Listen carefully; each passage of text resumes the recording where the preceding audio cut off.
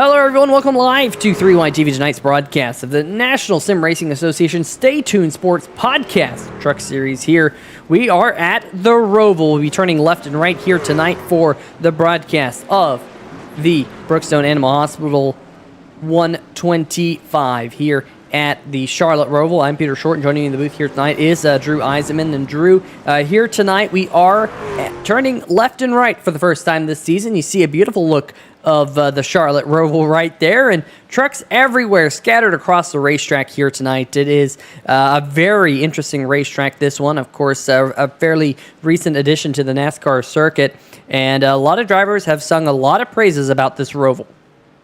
Yeah, it's one of the better recent additions to the NASCAR road course repertoire. A lot of changes, obviously, this year with the real life counterparts being at Circuit of the Americas. But the Roval, I think, coming from where I was forming my opinion about it, kind of skeptical about it. I thought they would try to be a little too gimmicky, but I think this thing really has a great flow and really suits these stock cars or stock trucks really well. You have some technical bits, you have some fast flowy bits, you have some big braking zones, a couple passing opportunities. I think it's going to put on a good show.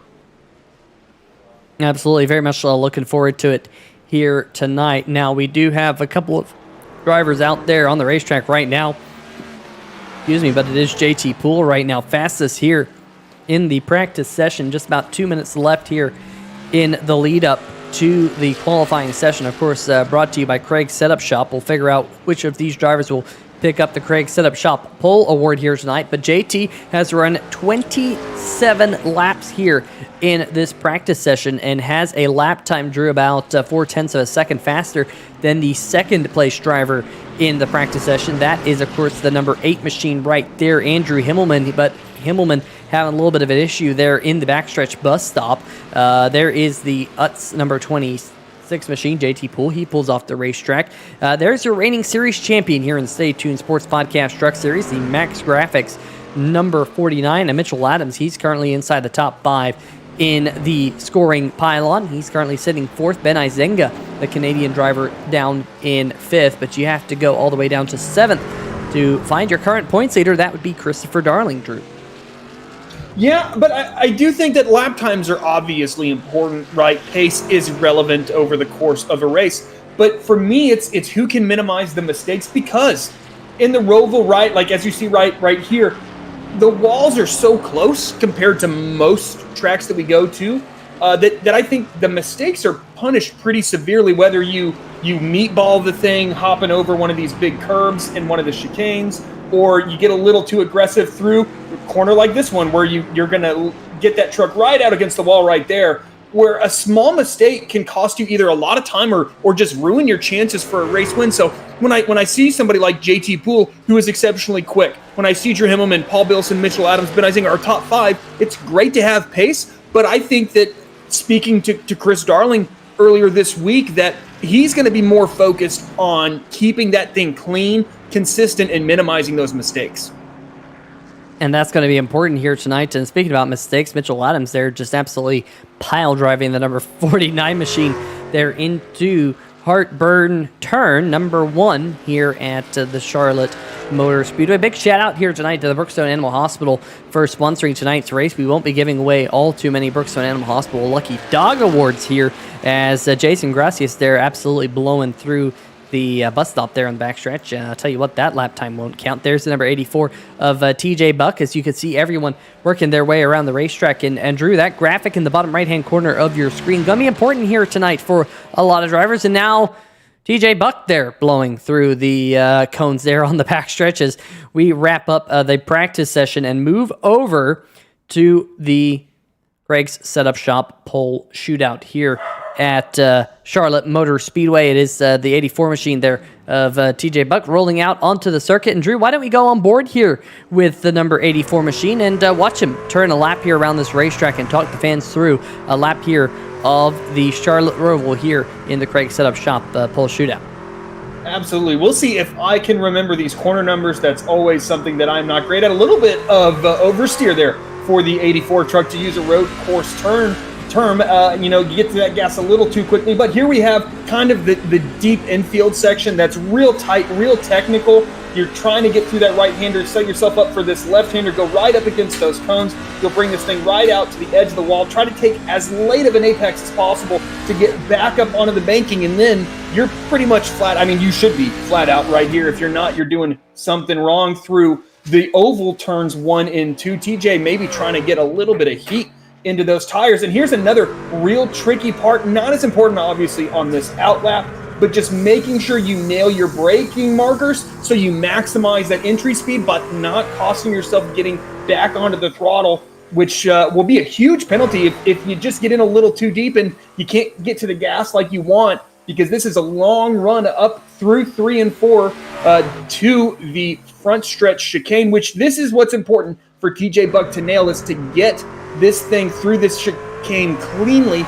and get a good run off all the way onto the throttle and get down into turn 1, which can be real tricky. Miss the apex there a little bit. So easy to do here in turn 1. If you don't sight that apex early enough, you're going to miss it every single time through the tricky turn 2. Now into turn 3. A bit of camber to lean on right here, but that camber kind of quickly fades away as you go through turn 4. Typically try to bring that thing a little wider than that. You typically want to run that thing all the way to the grass like he's doing on the entry to, I believe, turn 5. Oh, real out of shape though there, Peter, onto the painted part. Very little grip right there. That's going to cost TJ some time. Yeah, absolutely it will, as that number 84 machine works his way back up on to the banking. We'll get those lap times in for you folks here in just a minute. Down there on the bottom left-hand corner of your screen, JT Poole, the number 26 machine, fastest in the practice session. Purple in sector number 3. That means he was the fastest in sector number 3. Paul Bilson, fastest in sector number 1. But it seems like JT Poole is on an absolute tear in the number 26 machine. Let's see if we can see JT Poole as we did a lap. JT Poole, first one to the line, a 123.415. Lightning quick lap. He's going to jump up to the top of the board. Mitchell Adams slotting into second. Andrew Himmelman in third. Paul Bilson in fourth. So 1, 2, 3, 4 there on the bottom of your screen. Ben Izenga now coming into the final sector. He's going to jump up to third. Here comes Christopher Darling, Zach Howell. They are now in the final sector in the number 11 machine, as well as the number 6. Darling going to drop into fourth position. Jamar Dumas trying to come to the line in his number 28 machine. There he is. Oh, big lock up into turn number 1, and that is going to be all she wrote for him. Here comes Tristan Mayer coming around the final corner here in the number 17 machine, and Mayer going to jump up to 6th position on the board. Justin White just starting his first qualifying lap time.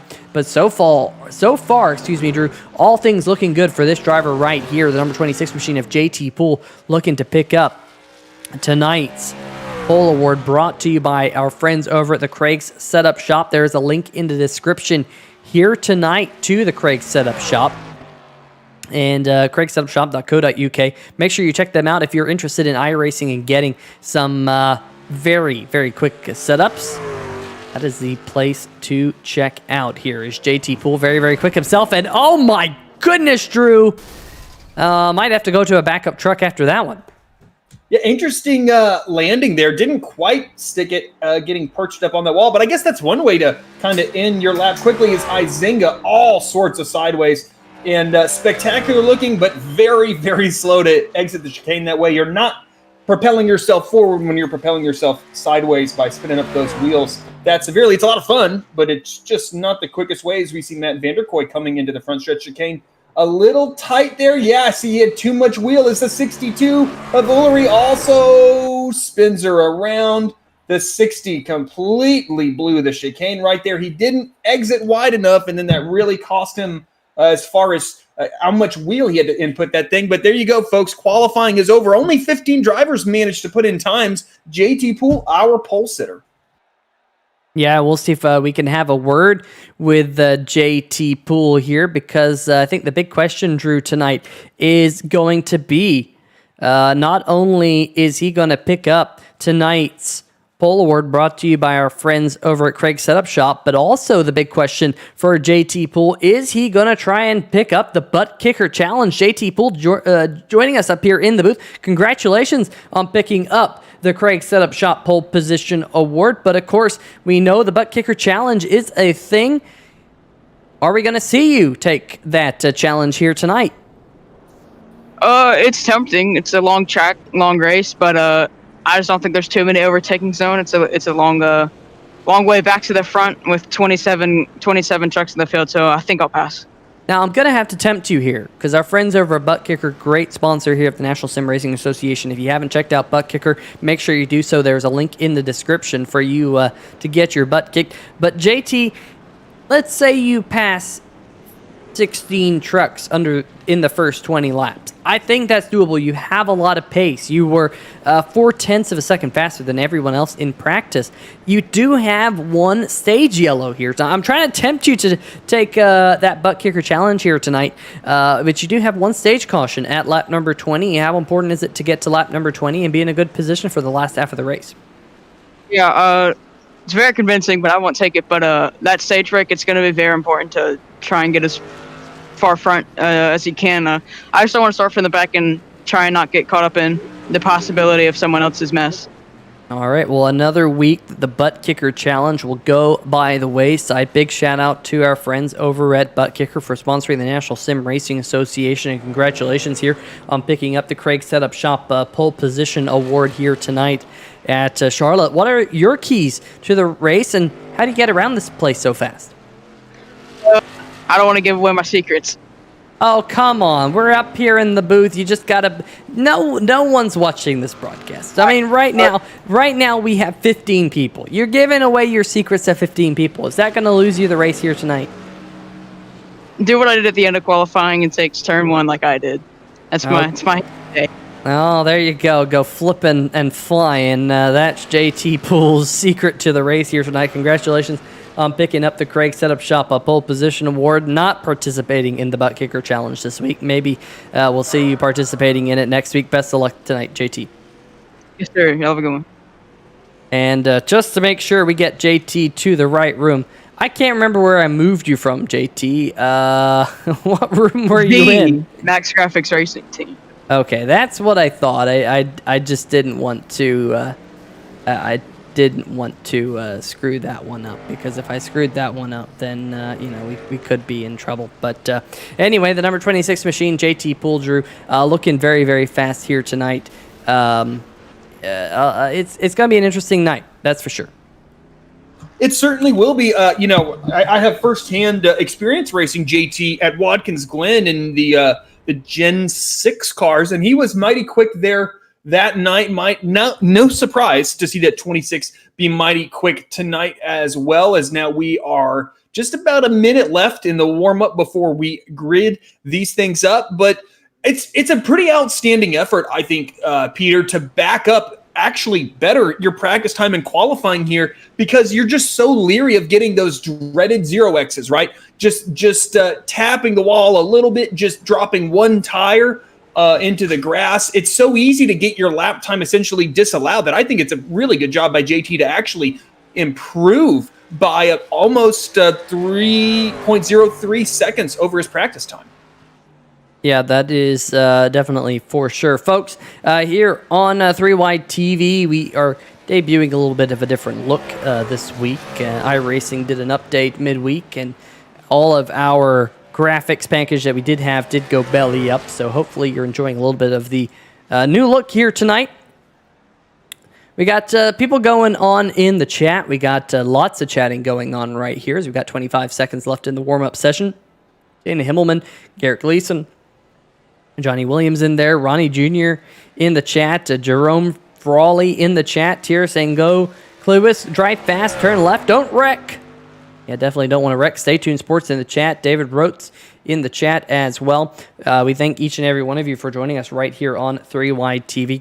Flag-to-flag coverage of the Roval here tonight. Checkered flag is out here on this particular session, Drew, and it's about time for us to go through tonight's starting lineup of course, we did talk to him. It is JT Poole who will be starting on the pole here tonight. Mitchell Adams alongside him in the Sim Shots Racing team in the number 49. Andrew Himmelman will be starting on the inside of row number 2 with Ben Izenga alongside him. Row number 3, we do have the number 51 of Paul Bilson. Keep an eye on him here tonight with Christopher Darling alongside him. Of course, Darling comes into tonight as the points leader here in the Stay Tuned Sports Podcast Truck Series. Looks like it's been just a bridge to the Stay Tuned Sports Podcast Truck up there at the top of the screen. Tristan Mayer and Ben Adams on row number 4. Of course, Ben Adams back in the car here tonight. He was right up here in the 3YT booth last night. Had a lot of fun right here with Ben Adams in the National Sim Racing Association GTR Simulators Super Speedway Series up here in the booth. TJ Buck and Matt Cherry here, Drew, rounding out your top 10. Colin Ullery in that 62 truck we saw get all sorts of out of shape. He'll start 11th. Jamar Dumas, despite having that moment in turn 1, will start 12th. Ben Mashburn starting P13. Zach Howell in that number 6 truck tonight. He will be starting 14th. Matt Vanderkoy in 15th. And the last driver to actually complete a qualifying time. Basically, everybody here on out did not set a time, whether that was intentional or not. So that will be the number 10 of Monty Glover in 16th, Kyle Lewis in 17th, Justin White in 18th, Jason Gracias in 19th, and Jordan Shepler in that number 13 truck, rounding out our top 20. Yeah, and Doug Neal back there as well, 21st. Mike Floppy Tellier will be starting in 22nd. John Doble, Nick Bradley making up row number 12. Back behind them on row number 13, we got Stan Hausman, Jeff Price, Travis White, and Evan Gilbert rounding out your 28 truck field here tonight on 3YTV. Thanks for everyone joining us here tonight. Definitely going to be a fun one here in the Brookstone Animal Hospital 125. We are expecting to see a stage caution on lap number 20 here tonight, so keep our eyes on that one, and we might have a little bit of a special interview in that stage break here tonight, so very much looking forward to that as the field working their way through turn number 7 and out of the inner portion of the racetrack back up onto NASCAR turn number 1 and 2.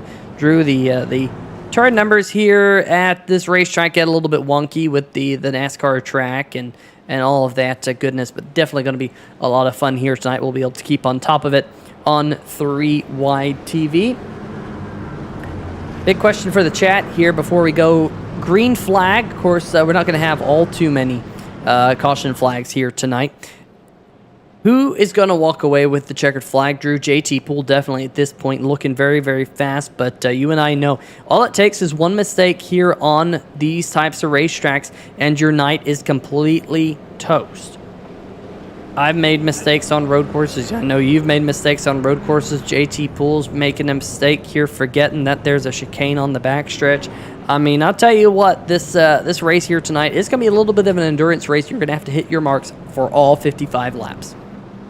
Certainly are. And one thing to note, these guys are going to skip the front stretch chicane on this initial start and subsequent restart. So, folks, they're not cutting the track like JT managed to do on that pace lap. That is a way to just kind of avoid some chaos, keep the field a little bit tighter going into one, actually maybe create chaos, in fact. But JT Poole rolling this field through 1 and 2. Porsche pacing the field, a little unusual for trucks here in the NSRA Stay Tuned Sports Podcast truck series as they annihilate those cones, and the green flag is out. JT Poole gets a good initial start, but what happens into turn 1, folks? I think that if there's going to be big problems, it's going to be going into turn 1, and so far, so clean. Hey, a pretty good job of everybody to give everybody else quite a bit of room, and so they managed to make it through there, I think, incident-free, as a matter of fact. So a good job by the entire field. And now rolling through turns 3 and 4, if I'm not mistaken. The first of the turn 3 and 4s that we will encounter here at the Roval. Down this little short stretch, a possible passing opportunity, though it's kind of challenging. You can actually roll that outside pretty well through those two right-handers. and now they're starting to roll back on to the oval. Or as out front, JT Poole has a decent-sized gap to Mitchell Adams. Apologies for the hiccups there, folks. Just happens sometimes. The number 8 gets in deep and tags the 49 of Mitchell Adams. So chaos further back. Yeah, that's Mitchell Adams, who has gone around there, and looks like the number 8 machine involved in that one as well. Let's go back and see if we can get a little bit better of a look on this one. There's the number 49 machine. We might have to go here, Drew, to the blimp cam to see what was going on. 49, and that is the worst blimp cam you'll ever see, folks. And yeah, that number 8 machine coming in way too hot. That, of course, Andrew Himmelman, it surely looked like there was contact between them. We'll get another look of that one. And what I'm seeing here, Drew, is possibly a yellow flag waving here. Here we go on the 3-wide TV replay. Just keep our eyes out back. Here comes Andrew Himmelman, and just nowhere for Himmelman to go, but unfortunately into the back of the number 49 machine. He goes around up at the front of the field. And sure enough, it looks like we will be under the first caution flag of the night there. Mitchell Adams going to lose a little bit of track position, but Drew, caution flag here on lap number 1, and everyone going to have to re-rack and get everyone back going again. I mean, clearly a mistake by the 8, getting in a little too deep. As on lap 1, people are going to be a little cautious going into those corners. But I'm really surprised that brought out a caution. All the cars involved were off the racing surface. It is up to the race admin's discretion, but I would not have thrown a caution in that. If that's going to be a caution, we're in for quite a few cautions here tonight, because car on car, truck on truck contact, it's going to happen. If those guys aren't stopped on the racing surface, I think you let them keep going, and maybe you give a guy a black flag or a drive-through if he's the one deemed at fault. But so deemed the race official. So here we are under caution. But Peter, I think this just invites more chaos, especially going into turn 1. And that's kind of what I fear at the stage break, right? They're not going to give each other as much room as this race develops. So if we get some later race cautions, I think I believe the infamous, maybe Darrell Waltrip called it a calamity corner, if I'm not mistaken, and I think that very well could live up to that name tonight. Yeah, very well might. Biggest mover of the race so far in the race's infancy is the driver of the number 23 Simbach Chevrolet. There he is. That's Travis White, so far picking up 8 positions on lap number 1. Very impressive out of the number 23 machine. Keep our eyes on him. He might be one of those drivers charging up to the front. Did not take time in the qualifying session a little while ago. Meanwhile, we do have a couple of trucks already 1 lap down here, Drew. Jamar Dumas right there in the number 28 machine, 1 lap down right now. Jordan Schepler back behind him, also 1 lap down. Jeff Price also 1 lap down, and I believe Zach Howell might also be one of those trucks a lap down at this current moment in time. Evan Gilbert, John Doble, both of those drivers did not make it to the starting grid. Meanwhile, we got a couple of trucks electing to come down pit road towards the back of the pack, including the 6 of Zach Howell. We could see some interesting pit strategy here tonight, Drew, because of that stage break. We might see some drivers come down a little bit early. Remember, Drew, the stage break, you do get points at that stage break, so you do want to win the stage, but at the same time, maybe we'll have a couple of drivers think about coming down pit road a little bit early and see if they can kind of undercut that caution flag to gain some track position. Yeah, reckless speculation time here, Peter. 65% fuel load here tonight, so a little less than what is typical here in these Simbachs, or not Simbachs. Penny in the swear jar there. The Stay Tuned Sports Podcast Truck Series. So it's going to be interesting. Do you think these guys could make it to lap 20 with that 65% fuel limit? I think they can make it to lap 20. I really think they do. Now, I don't think they'll want to make it to lap number 20 because I think they will want fresh tires on those trucks pretty quickly.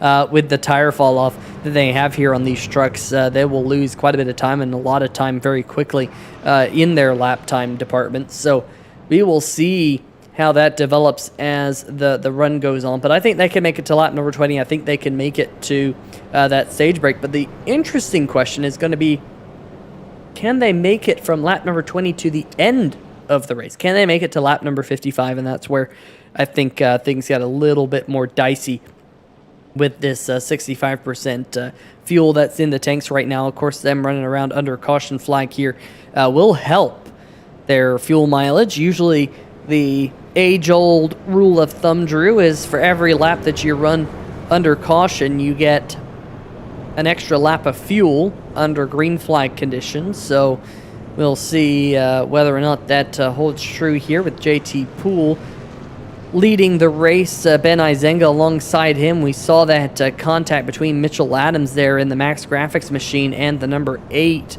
of Andrew Himmelman. And here's the bad news for all you Andrew Himmelman fans. He was deemed the cause of the caution.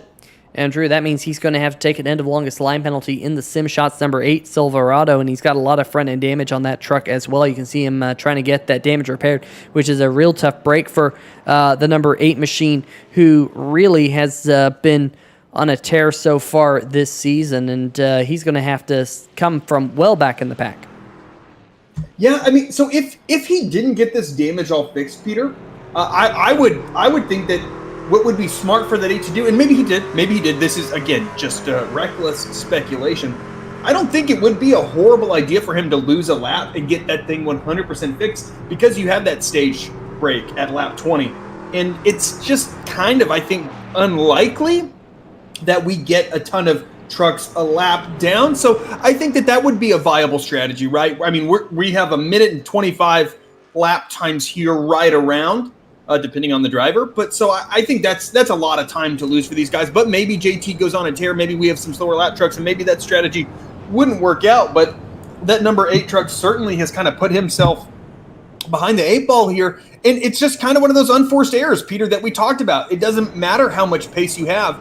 If something like that happens to your truck, number 1, costs him a ton of track position, and number 2, compromises race, because that truck is not going to be healthy. No matter if he gets that damage completely fixed, that iRacing deems that he has, it doesn't matter. That truck's not going to be as good as it was before that wreck. And so this 8 has a long night ahead of him, and Drew Himmelman probably knows that and is like, man, if I could take that back, I would. But that's racing, folks, and sometimes, you make a mistake, you wish you could do anything that you could to unmake that mistake, but it just doesn't happen that way. As JT Poole leading this field, Ben Izenga up to second position. I'm interested to see as well, Peter, Mitchell Adams down in 8th position. What is his truck like after that contact? Because he had just as much contact as that number 8 truck, just basically to the rear of that thing. Yeah, you're not wrong. That number 49 machine, Mitchell Adams, definitely quite a bit of rear end damage. The good news is it appears to be only rear end damage on that number 49 machine, so hopefully no concerns of overheating. But the good news, folks, is the Porsche safety car up the front of the field lights have turned off. So we're about to get set to go back at green flag racing and end caution flag period number 1. You see a couple of trucks back there at the top of your screen just settling themselves out, sorting themselves through that backstretch chicane. But Drew, the pace car, we expect to see down on pit road. We expect to see some more cones getting killed here on 3 Wide TV in just a brief moment as we close in on the 10% race distance here. Safety car looks like it's going to be peeling down onto pit road, so that is going to put the race in JT Poole's hand for the second time here tonight. Going to kill some cones. There they go. Blue cones are flying. Green flags are flying here at the Charlotte Motor Speedway, and we are green flag once again off into turn number 1, and go Christopher Darling in the number 11 machine around into JT Poole, and the number 11 machine, your points leader, his night is done. Yeah, that's a huge impact for both our points leader and our race leader at the time. it looks like the 11 just tried. Oh, actually, there's more to this story, Peter, that we will see on this replay right here. And that is the 11 didn't do this by himself. Let's put it that way, folks. Some interesting developments. Yeah, looking at this number 51 truck for a reason, as that number 11, not a great restart, but I think the 11 just took the marker that you would take at speed. No one else did. The 51 gets into the 11, and the 26 just nowhere to go, and that 11 bounces off the outside wall, and the 11 done. 26, massive amounts of right front damage, and Peter, that changes the entire complexion of this race. Yeah, absolutely it does. Here we go. We'll get another look at it this time. In fact, let's see if we can go on board here with, we're going to go on board with driver number 51 there, Paul Bilson. But, yeah, JT Poole getting involved in that one as well. And, wow, that is right up at the front of the field. Let's see if we can get one more look at this one from on board the number 51 machine. There goes the blue cones. The blue cones are flying here, coming down into the braking zone, and just a little bit of a nudge. And I'll tell you what, it's been a kind of a tough start for the MaxGrafix.co machines here tonight. Really not having the night that they wanted, that is for sure. And we're trying to see whether or not Chris Darling has indeed taken his car. Well, he's taking it down pit road here, Drew. Coming down to his pit crew to see what they can do, see if they can get his Ford F-150 repaired. But I know for Chris Darling, it might be Chris finishing last. And it wasn't all too long ago that we did have someone in the chat saying, man, I hope Chris Darling finishes last. Well, Gleason, you might have got your wish here tonight. We'll see whether or not Chris can get back out there on the racetrack, but unfortunately, that is your points leader. His night might be done here in the opening 5 laps. We'll see. There is a chance, Drew, that he'll get back up to get back out there on the racetrack, but that chance is rather slim. There is your race leader, driver of the 07 machine of Ben Izenga. He is working his way around the racetrack right now, trying to catch up to the pace car or something. I don't know what's going on here, but he has a 8-second advantage right now over JT Poole. And Drew, you'd have to think that JT will be coming down pit road, and here comes the number 26 machine, very, very fast in qualifying. I bet you he's thinking I should have taken that Buttkicker challenge about now. Yeah, 26 actually blew up coming onto pit road, Peter. His night is done by all intents and purposes. Big old puff of smoke out from under that 26, and that is race over. And, you know, we talked about that, or I mean, I said that I didn't agree with that first caution because that's what can happen. I think when you throw these cautions in kind of a situation that doesn't warrant it, you're just inviting kind of chaos and things to happen in the race that doesn't need to happen. Cautions on road courses, safety cars, so to speak, are usually, there you go, boom, big puff of smoke from that 26 truck. This is why cautions are a last resort to me on road courses. They just, when you bunch guys up together like this, it just invites bad things to happen. And that's kind of what happened, unfortunately, to JT, who did nothing wrong, right? That's kind of the most unfortunate thing is I think the 11 got in a little hot. The 51 obviously got in a little hot.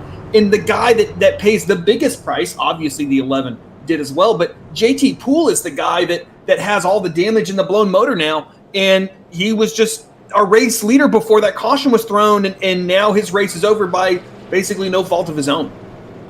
Yep. So if you had JT Poole on your scorecard here tonight, JT is going to succumb to what appears to be a 25th place finish in the number 26 machine. Christopher Darling has taken his number 11 machine to the garage as well, as you get a beautiful look here of the Charlotte Motor Speedway as the field works its way down the backstretch, just waiting to see those pace car lights turn off.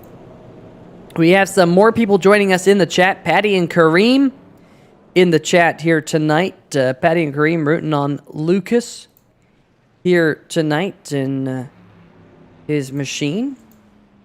And, of course, everyone else joining us here on 3 Wide TV. Thanks for being with us. William Kerwin in the chat asking how the race is going. Well, 2 caution flags in the opening 7 laps here at the Roval as you get a look here of the infield at the Charlotte Motor Speedway. And I'll tell you what, definitely a racetrack that is really, really cool to go to and enjoy. But it is Ben Isinger right now who is leading the racetrack. There is the 07 of Isinger working his way off into turn number 1. We got a series of drones here tonight at the Charlotte Motor Speedway. There is the drone in the first sector of the racetrack, and you see everyone coming right towards the drone right there out of turn number 1 and then into turn number 2. And then we got another drone right here, which kind of sits in this portion of the racetrack between turn number 3 and 4. Always kind of fun to see the trucks race through here with a little bit of a different perspective, Drew. And you can really see how sweeping turn number 3 and 4 are. You just sweep straight from turn number 3 into turn number 4. And then we got this drone camera, which is in the turn 5 and 6 camera, or turn number 5 and 6 area of the racetrack as they sweep through turn number 5 into turn number 6, which is right here, this right-hander. And then they work their way down into turn number 7 and turn number 8, back up onto the high banks here at the Charlotte Motor Speedway. But the pace car lights have turned off, the safety car, if you will. And we will be getting back to green flag here shortly on 3 Wide TV. And Drew, a little bit surprising, to note that there has been 2 caution flags here in the opening 5-6 laps or so. Hopefully we can go caution free now towards the stage break at lap number 20 that we do anticipate. Yeah, I mean, they're running out of time to hit stuff, I guess. Coming to the stage break is now we will be on lap 9 when we get this restart here. But completely different race now with Ben Isinger, who did not have the kind of delta pace-wise to the field that JT had. I mean, a very, very quick lap time, running at 24.5. That's no slouch. Not much slower than the 26 truck, but the 26 just looked so good early on. It's going to be interesting to see what he can do lined up to Tristan Mayer, who I think this is that number 17 truck's best run thus far this season. An uncharted driver, so not even guaranteed to start this race. But that 17 doing a really good job. And yeah, it's just kind of thrown a big old monkey wrench in this whole race. And we will see what develops here. The question is, Peter, can they make it through turn 1 cleanly? Yeah, well, they weren't able to do that last time they made it through turn number 1. That is for sure. Hopefully they can this time here on 3 Wide TV. There goes all the blue cones, and it is the 07 Ben Isinger, who's up there in the point standings in that number 07 machine. He will lead him down into turn number 1. And, we got problems. There it goes. TJ Buck in the 84 machine's gone around here in turn number 1, Drew. And caution flag back out in the air. Yep. It's not terribly surprising. You get these guys bunched up, and we're gonna keep having sorry about that. We're gonna keep having problems in turn 1 until these guys decide not to, basically, right? And so not quite sure what happened to that number 84 truck. We shall see. Yep, just gets flat run into, I believe that is the 24 truck, Ben Mashburn. And the 84 taking it easy into turn 1. Another driver decided not to, and that's your result. Pretty similar, quite honestly, to the last caution there, Peter. Just guys getting in a little too hard and not thinking about how easy other drivers are going to be going into turn 1. Yep, 24 just drives it in deep, and then the 84 is the one that pays the price. Yeah, luckily for TJ Buck, not a whole lot of damage on his truck, all things considered. He is going to lose quite a bit of track position, however, which is going to be not all too good, for him. But at least he's better off than Chris Darling and JT Poole, who have both packed it up, and it will be night done for them. On board here with Ben Mashburn, there's the contact that initiated this caution flag. Good job by the remainder of the field, including Ben Adams there in the number 5 machine, to avoid that contact. But caution flag number 3 here inside the opening 10 laps here at the Roval, and it is currently the 07 machine of Ben Izenga, who is leading the race up at the front of the field here on 3Wide TV, the National Sim Racing Association Stay Tuned Sports Podcast Truck Series, the Brookstone Animal Hospital 125. And let's see if we can check out Mr. Brookstone Animal Hospital himself. There's Stan Hausman, got the Tropical Smoothie Cafe on the hood of the number 39 Ford F-150 here tonight. But that Tropical Smoothie Cafe can, is it sometimes, Drew, the Brookstone Animal Hospital on the hood of that machine. And a big shout out to our friends over at Brookstone Animal Hospital for sponsoring the Lucky Dog Award. We've yet to give out, Drew, we've had 3 caution flags. We've yet to give out the Brookstone Animal Hospital Lucky Dog Award because there's no one out there on the racetrack right now who is 1 or more laps down. We do have JT Poole, Christopher Darling, both of those trucks off the racetrack as of right now. I think Poole has finally pulled his race truck from the pit lane, so it looks like he will be coming to the garage, and it will be night done for the driver who picked up the Craig Setup Shop Pole Award. He turned down the Buttkicker challenge, and I bet you he's kicking himself after not picking up that Buttkicker challenge because, it just did not work out for him where he was, but hindsight's 2020. It is, Peter, and yeah, I mean, he wouldn't have been in that position to get caught up in that, I don't believe, had he taken it. But I mean, if we knew what would happen in a race before the race happened, as far as what you need to do strategy wise, you would just it would be not racing essentially.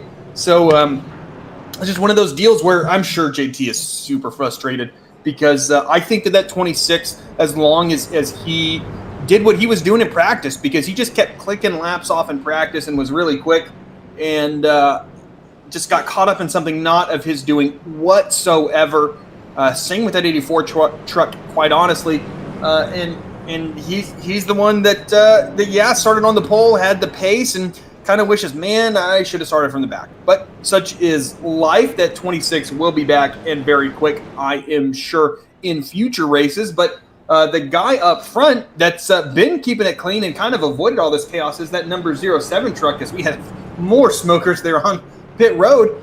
But Izinga just, done okay. It's kind of a helpless feeling, though, on these restarts, Peter, when you're going into turn 1 as the race leader, is you just don't know what's about to fly up from behind. Is now looking at this number 11 truck on pit road, the 84, the 8, all trucks that have been involved in an incident of some sort. But the question is, Peter, are we going to get a full green flag lap in before we get to the stage break? That's kind of a good question. I was going to see if we can drag driver of the number 11 machine up here in the booth. And Chris, your thing here on SDK Gaming says you can call me the 2X for life. Definitely, I don't think you made it 2X laps into the race here tonight in that number 11 machine. Really a tough break for the number 11 machine. What's the admin telling the drivers right now after a slew of caution flags to start the race? Not a whole lot. Just got to be a little more patient out there. I know they said that if drivers don't hit the braking points going into one, if they don't take it easy going into one, we might see some black flags or driver removals if it's egregious. So I think that's just where they're at with it. Absolutely. Well, Chris, I know you're down there on pit road, and with the way the race is going, there might be opportunity for you to get back out there if they can get the engine change on the number 11 machine. Do you think we'll be able to see that number 11 MaxGrafix.co truck back out there on the racetrack before this thing is all said and done? If it keeps going like this, for sure. I got 20 minutes of repair, so I'm just sitting and waiting. Just another week of a bad result due to somebody else's impatience. So here we sit. Hopefully we get it back out there. Well, Chris, hopefully you can go grab a cold beverage and sit back and just wait for your crew to bring out the saw and the hammer and whatever else they need to bring out. But came into tonight as the points leader. Definitely a tough break, but you did have a good points lead. That is the one saving grace that you might walk away with the points lead after tonight. Best of luck next week, bud. Here. All right, that is driver of that MaxGrafix.co machine. We'll let Chris Darling get back to it here in just a little bit. And you know what, Drew, that is, you could definitely tell that the number 11 machine is quite disappointed with the way his start to tonight's race here in the Brookstone Animal Hospital 125 has gone. Right, it's a frustrating situation, and I'm sure it's not just his incident, right? Which is certainly unfortunate and everything. But I'm sure it's that as one of the main admins of the league, to see what's now unfolding on track is also going to be driving that kind of almost like disappointed dad tone that he had with us during that interview. It's just got to be frustrating because we've seen what these guys can do when they I guess maybe feeling they're comfortable with what they're doing and whatnot, which is very typically ovals. We've seen races go the vast majority caution free with tons of green flag pit stops and such, and so they're capable of it. It's just making sure guys check their aggression levels, especially with these first few laps, just getting that rhythm, which is what I think these guys need, and hopefully that happens this time. But quite a bit of damage has already been done as far as the field is concerned as they weave their way through this backstretch chicane. But Peter, I mean, a newer race, a different race, the 07 truck leading the field once again to the green flag. But it'll be interesting to see. Mitchell Adams, maybe we haven't talked about enough. This has kind of helped him recover, now back up to 4th position.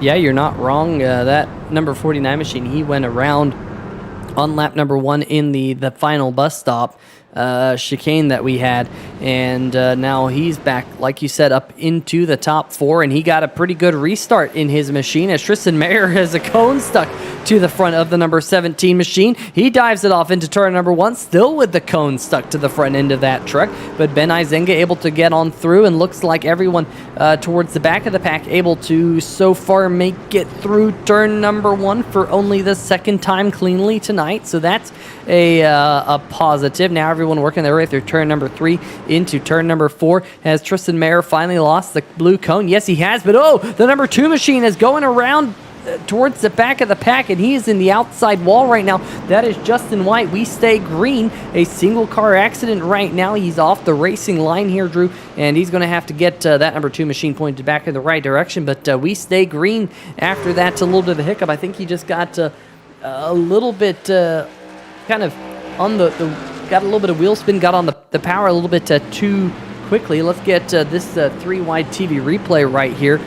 Just watch that number 2 lights up the rear tires and unfortunately goes around. Almost took out one of the other trucks there, Drew. Very, very close to being a much bigger collision and possibly being a caution fly. But meanwhile, the 07 Ben Izenga is your race leader in the 07. Tristan Mayer right back behind him, and then a big gap back to the 49 of Mitchell Adams, who made the pass just a little while ago to get up into 3rd. Matt Cherry in the number 38, he is up to 4th, and Ben Adams rounding out your top 5 on his return to the Truck Series. Remember, last week he had a fill-in, Drew, who was able to take that number 5 Buttkicker Chevrolet to victory lane as Colin Othery with a big slide in the number 62, but it was John Canizaro last week at Bristol Dirt taking the number 5 to victory lane. Or came close. Didn't quite, right? That was Drew Himmelman who Oh, wins. yeah, you're right. You're not wrong. Canizaro was the fastest out there, but it was Himmelman. You're right. Was able to hold him off in a photo finish. But I think kind of similarly to tonight, the quickest guy didn't win that race, and the quickest guy won't win this race, right? 2 kind of wild card events two situations, two track types that we don't often find ourselves in the Stay Tuned Sports Podcast Truck Series. So, yeah, I guess that kind of follows the pattern. But good to see that number 5 up in 5th position. A little deep, probably right there, and a little bit of struggles getting back to the gas. And that's what can really happen if you get a little too deep in the chicanes. You just really compromise your run out, as Mike Tellier in that number 97 machine started 22nd up to 7th. That 97 displaying some pretty good pace right now, as he wasn't that particularly quick in practice. So it'll be interesting to see what he can do, as now Colin Ullery moves up into 5th position. And Colin showing some good speed right now, as well as these guys once again make it through turn 1. And Peter, it's starting to get spread out enough to where maybe, knock on wood, commentators curse, maybe these guys can start to get into a rhythm and try to make it to lap 20 here, just about 5.5 laps from now. Yep, that is looking more and more likely. Here we got a possible pass for position between the number 28 machine. He's trying to go around the outside of, well, looks like he was trying to go around to Zach Howell, but this is a gaggle of cars right now. Zach Howell, Jamar Dumas, Monty Glover, they're all battling for position right here. Now, this is a battle just outside the top 10. We look at 84 of TJ Buck, Monty Glover, and the number 10. They're battling for 12th right now, but the number 6 machine up in front of them, Zach Howell, is your 10th place car right now as they work their way through the backstretch chicane, doing a stellar job of working their way through without any contact this time. Yeah, and quite a few changes of position here towards the tail end of that top 10. Monty Glover really struggled that last time by. He rounded the last lap in 10th position, and he's going to fall way back to, I believe, 15th. Lost 5 positions, that number 10 truck did. But back out front, riding on board with Ben Izinga, getting challenged by that 17 machine, and that number 49 of Mitchell Adams not too far behind these two either. It definitely seems like that 17 has some better longer-term pace right now and really applying pressure to that 07. And now, Peter, what can happen is if you're that leader and you're trying to maintain that position, you can make a mistake. As the 17 got in really deep, a little bit of a lockup trying to not get into the back of that 07. We'll see, can the 17 now get back to the gas better than Izinga out in front? Not quite, pretty even on exit of the backstretch chicane, but this is, I think, one of the most challenging passing opportunities right here, as the 17 got into the grass under braking a little bit. I was waiting for that thing to over-rotate on him, but he kept it all under control. And that front stretch chicane there, Peter, it kind of feels like you could pass somebody, but it's so difficult to do that cleanly because of the way you fall out of the banking, and it feels like you lose darn near all grip, and it's really easy to lock up and get into the guy that you're trying to pass. Yeah, absolutely. That is for sure. We're looking a little bit further back in the pack right now. You can see in the bottom left-hand corner of your screen, everyone is currently labeled by the position that they're out there on the racetrack. And Colin Ullery, Ben Adams almost making contact with one another. This is the run up into turn number 5, 6, 7 complex. And Ullery holds on to the 4th position, but Ben Adams just lost 5th to the number 51 machine of Paul Bilson. Adams now back to 6th. He's falling into the clutches of the Canadian driver, Mike Floppy Tellier. There is Tellier just now rounding out your top 7. But back up at the front of the field, Mitchell Adams has joined this battle here, Drew, for the race lead. And that number 49 machine has been very, very quick, as the graphic can't figure out whether or not to include Mitchell Adams or not. Yeah, it's having a bit of a spasm right there, as the 17 is just so good through this front stretch chicane. A good exit. Will he try to take advantage of that into turn 1? No, not quite. as these guys not using the whole lead up into turn 1, a little surprising there. But now making their way through turn 2, pretty tricky, not flat, especially in these trucks. And it's really easy to get these trucks to over-rotate. As the 17 taking a peek right there through 3 out of 4. And that's actually going to cost him a little bit of exit speed right there. And he throttled up a little too much, got sideways out of turn 4. And that really cost him quite a bit of track position as Izinga looking to stretch it a little bit. And again, you mentioned it, Peter, as the graphic now has decided to include Mitchell Adams, who is really getting in on this battle now, as he is right on the tailgate of that number 17, which is what Izinga really wants to see. It's going to allow him to get a little bit of breathing room as the 17 and the 49 potentially battle it out and cost themselves track time. Yeah, that is very true. Meanwhile, we go back to the battle for the 5th position between Colin Ullery, Ben Adams, and Mike Floppy Tellier. They're pretty close to one another right now out there on the racetrack. Will we see Ben Adams make a lunge here into the backstretch?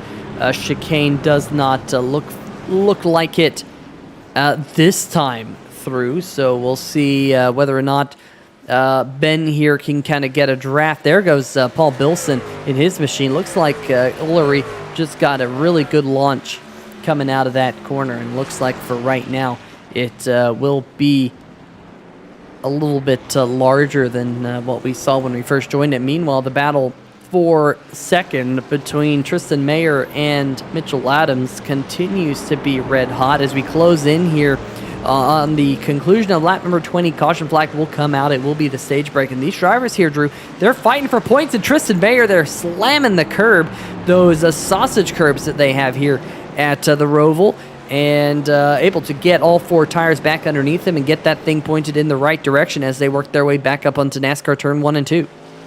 Yeah, it sure feels like maybe the 17 burned his stuff up a little bit, as now he is struggling to keep up with Izinga, or he's just feeling pressure from that 49. When you start focusing on what's out back and what's not out front of you, you can end up costing yourself lap time by trying to not cost yourself lap time almost, right? You kind of get in your own head because you're trying to just not fall into the clutches of the truck behind you, but ultimately you can kind of lose that focus that allowed you to get up to the guy in front of you.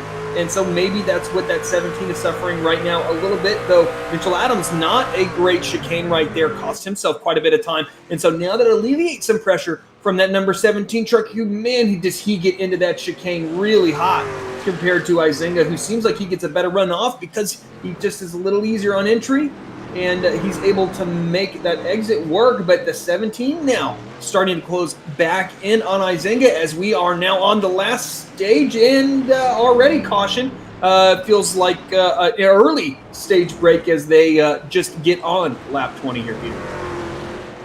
Yeah, so that will bring out the caution flag for the stage break. We'll let the field get themselves all sorted back out as the field was catching up there to the back of Kyle Lewis. He will stay on, not on the lead lap right now, and the number 18 machine has rear end damage on that car. We'll see, maybe something happened to Kyle Lewis that I might have missed. We will go back here on the 3-wide TV replay to see possibly some other incidents out there that might have happened here. Here is a replay, number 10 of Monty Glover. Did something happen to Monty here going down into the Drew. Oh my goodness. That happened a couple of laps ago. And that was quite a bit of damage. Meanwhile, the number 13 machine, did something happen to him? Now, this is not all too far behind where Monty Glover was. This was actually on the same lap, believe it or not. Running back there with Andrew Himmelman on board here with the number 13 machine. And it almost looked like he got tagged, might have gotten tagged with the number 14 of Jeff Price. We'll see whether or not he did get tagged right here. No, just that number 13 machine just stepped out from him. Another thing that we missed there while we were watching the battles was, I think, Stan Hausman in the number 39 Tropical Smoothie Cafe Ford F-150 might have had a little bit of a moment here racing with the number 8 machine of Andrew Himmelman. He just got on the gas a little bit too much. He went for a slide there. Let's go back and catch what happened to the number 38 of Matt Cherry. This is going to be the last little bit of replays that we had of some of the dramas happening out there at the racetrack. And, of course, Matt Cherry was up there near the front of the field here, Drew, and just got loose right in front of Ben Adams. And, man, made some pretty significant contact with the wall in that Damsel F-150, and I'm sure he'll have to get some of that damage repaired here under this caution flag. Yeah, it's that's such a tricky corner that doesn't seem very tricky, and a lot of guys just managed to get through it. But Matt Cherry had, I think what tends to happen quite a bit to guys is you get that over-rotation if you're just a little too aggressive with the throttle, or just, quite frankly, you're a little too aggressive with how you turn the wheel into the corner. The back end can really stretch or over-rotate on you there. But now we're on the stage break, Peter, and so this kind of was a lesson, I think, for a lot of these guys, especially out front, on how does this truck evolve over the course of the run. Hopefully they'll get their fuel numbers, so we'll know well, I guess it would be hard to get your fuel number given the cautions, but hopefully they've figured some of that stuff out, or they have one of those fancy devices or programs that tells you it, and then they can kind of figure out exactly what they need to do as far as saving tires and stuff's concerned. Because we almost saw a rubber banding there, Peter, where we'd see the 17 catch the 07, then we'd see the Izinga pull away from that 17 truck, and then the 17 would catch him again, and then Mitchell Adams came into the fold, and then he fell out of the fold. So an interesting kind of, I don't know if it was necessarily inconsistency or if guys just kind of found something one lap and couldn't find it again the next lap, but it seemed like a pretty large disparity in who would be quick one lap and then the next, and it was certainly interesting, and I think that's only going to get more so that way, essentially, as hopefully we get some of these longer green flag laps, as now the entire field coming onto pit road. No surprise there. And we will see if these stops are drama-free. Unfortunately, there will not be a kazoo tonight, Peter, at least not for a while, unless that 11 is back on track. I don't believe he is. But, yeah, there's the 11 truck still sitting in his pit stall waiting for them. I mean, it's a pretty outstanding job if they can throw a new engine in that truck in about 30 minutes, Peter. So good job by that MaxGrafix crew if they get that engine back in that number 11. Yeah, it looks like Matt Cherry might have missed his pit stall here under this particular caution. That's not good for Matt Cherry. As you can see, this is kind of a interesting pit lane, interesting pit exit here at this particular racetrack as they work their way back onto the racetrack. But let's see if we can get a little bit of a special guest up here into the 3-Wide TV booth. Mr. Stay Tuned Sports Podcast himself. You got a copy? Well, we'll try that one more time. 3-Wide TV booth. Yeah, we got you. There we go. Well, I'll tell you what. Been a little bit of a rough start to the race here tonight, but we finally did get some green flag running in. What are you thinking of the road course here on 3-Wide TV in the Stay Tuned Sports Podcast Truck Series? Well, I mean, I had never really got into like following NASCAR or anything, but the only race that I actually liked were the road courses. I just can't believe the first 10 laps or so, how many cautions there were already. Yeah, we had a couple, I think 3 in the opening 10 laps here, but luckily able to finally get things sorted out and these trucks going straight out there on the racetrack. But definitely it is a lot of fun to watch them twist and wind their way around the racetrack. But speaking of twisting and winding way around the racetrack, a lot of the people in the chat, they need to twist and wind their way to the Stay Tuned Sports Podcast. You know, tell the fans at home watching right here on YouTube, tell them a little bit about the podcast that you have going and about the support that you have going here at the National Sim Racing Association. Yeah, so I mean, the podcast basically started with me and a buddy at a bar, basically just giving our hot takes on whatever is coming up in the sports world, the sports news, or whatever. So we kind of started the podcast that way. I kind of took it over, on my own the past, I would say, about 2 years now. So I mean, I just give my opinions, my quote hot takes, whatever you want to call it. Try to add a little bit of comedy with it, so that way it's not your typical ESPN radio type thing. But definitely fun. Definitely getting a lot of support actually from the NSRA drivers here. Even in the chats, got some good debates going on with even like today with Julio Jones, DeAndre Hopkins wanting to team up in Arizona.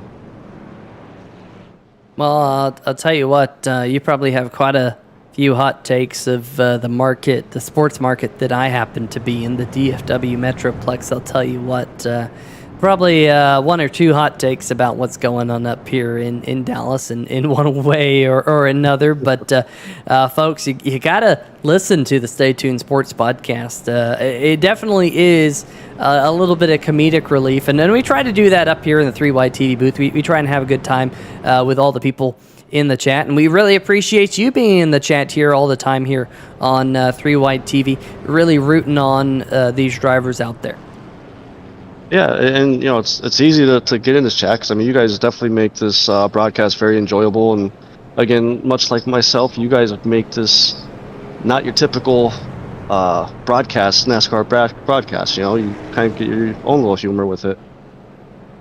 Yeah, well, I think if, we have to keep things a little bit lighthearted, especially when you have 3 caution flags in the opening 10 laps here. Hopefully the caution flags here under this stage break, hopefully this is the last caution flag that we see here tonight. We can have our run to the end, as we do have a little bit of a new race leader up at the front. In fact, Jordan Scheffler and Jason Grossi is playing a little bit of a strategy game, which always makes things a little bit fun here for everyone at home to watch, and of course everyone else in the chat. We really do appreciate it. Any other races that you kind of have on the schedule that you're looking forward to kind of seeing? Do you like the super speedways? Do you like the short tracks? Do you like the road courses, or you just like them? You just like seeing a good time for these drivers out there on the racetrack? Like I said, I like the road courses, and obviously like Daytona and Talladega, because as a fan you want to see cars getting wrecked. I mean at least from my standpoint, I like watching the big wrecks happen. But I know these guys have a Thursday night super speedway series, and those are really enjoyable to watch too. Yeah, you speak of wrecks. I don't think anyone is going to top Adam Dama's wreck in the Stay Tuned Sports Podcast 300 back at Daytona.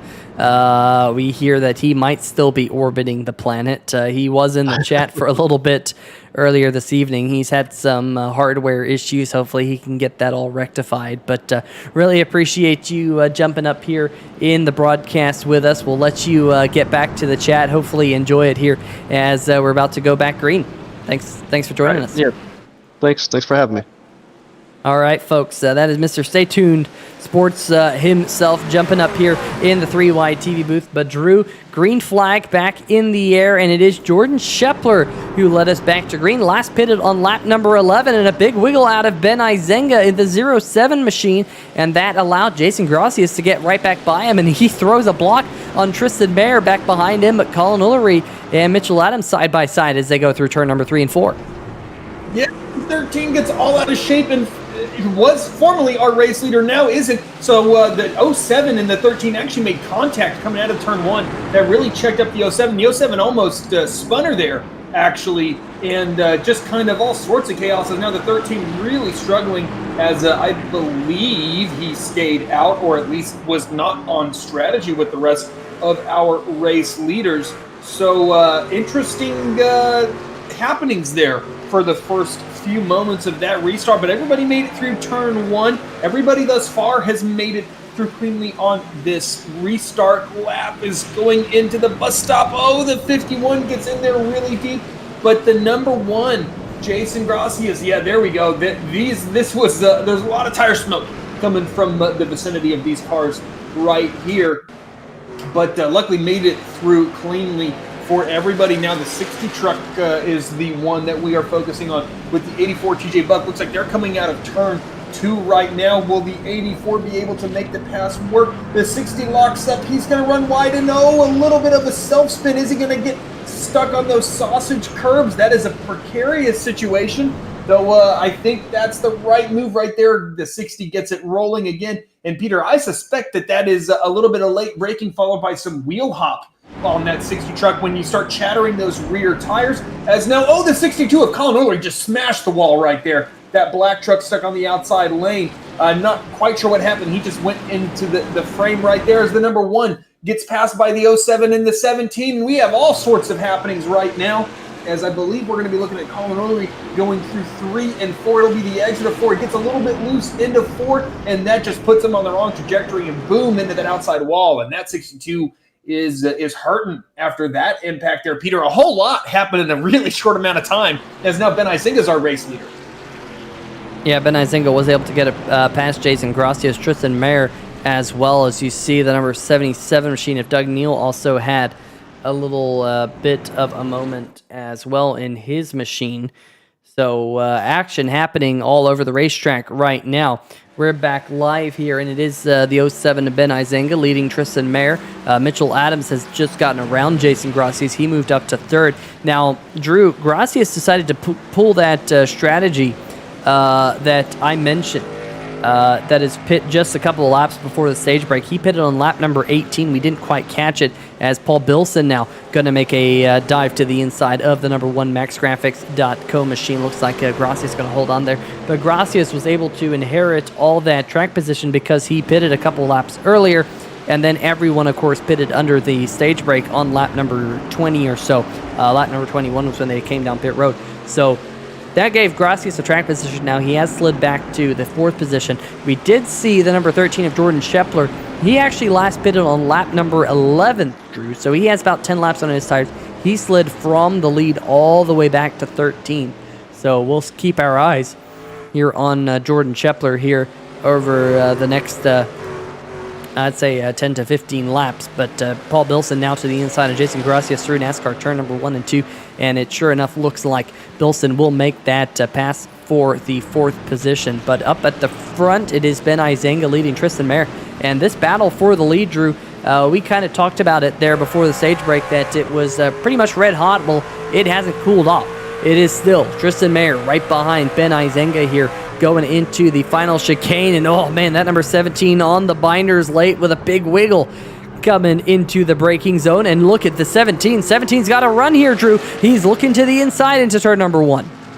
A great exit out of that front stretch chicane, though. The 07, great job rolling that outside lane, and he will clear the 17. Didn't necessarily expect that. It's doable, but it's very difficult to do, as now the 17's going to look to try to regroup. Got a little out of shape in a few corners in a row.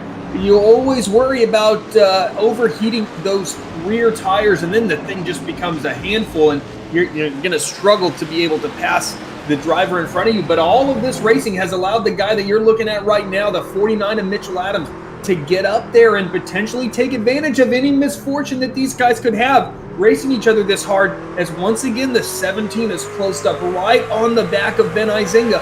What can Tristan Mayer do? He has maybe some momentum. It'll be interesting to see what the 17 does. He certainly has momentum, and he sends it to the inside into the chicane. That is deep, deep, deep. Will the 17 get sold up in time? He does not, and has to take an escape route. And how much slowdown will he have? This will likely cost him 2nd and 3rd. Will it cost him 3rd? It will. So now basically has to do the whole thing over again. Plus there, Peter, a costly mistake by Tristan Mayer, though a valiant effort. Yeah, definitely got on the binders really, really late there. Just couldn't get it wound up in time. Slid through that backstretch chicane, and he did have to give up time and lost the 2nd spot in doing so. Number 49 there, Mitchell Adams in front.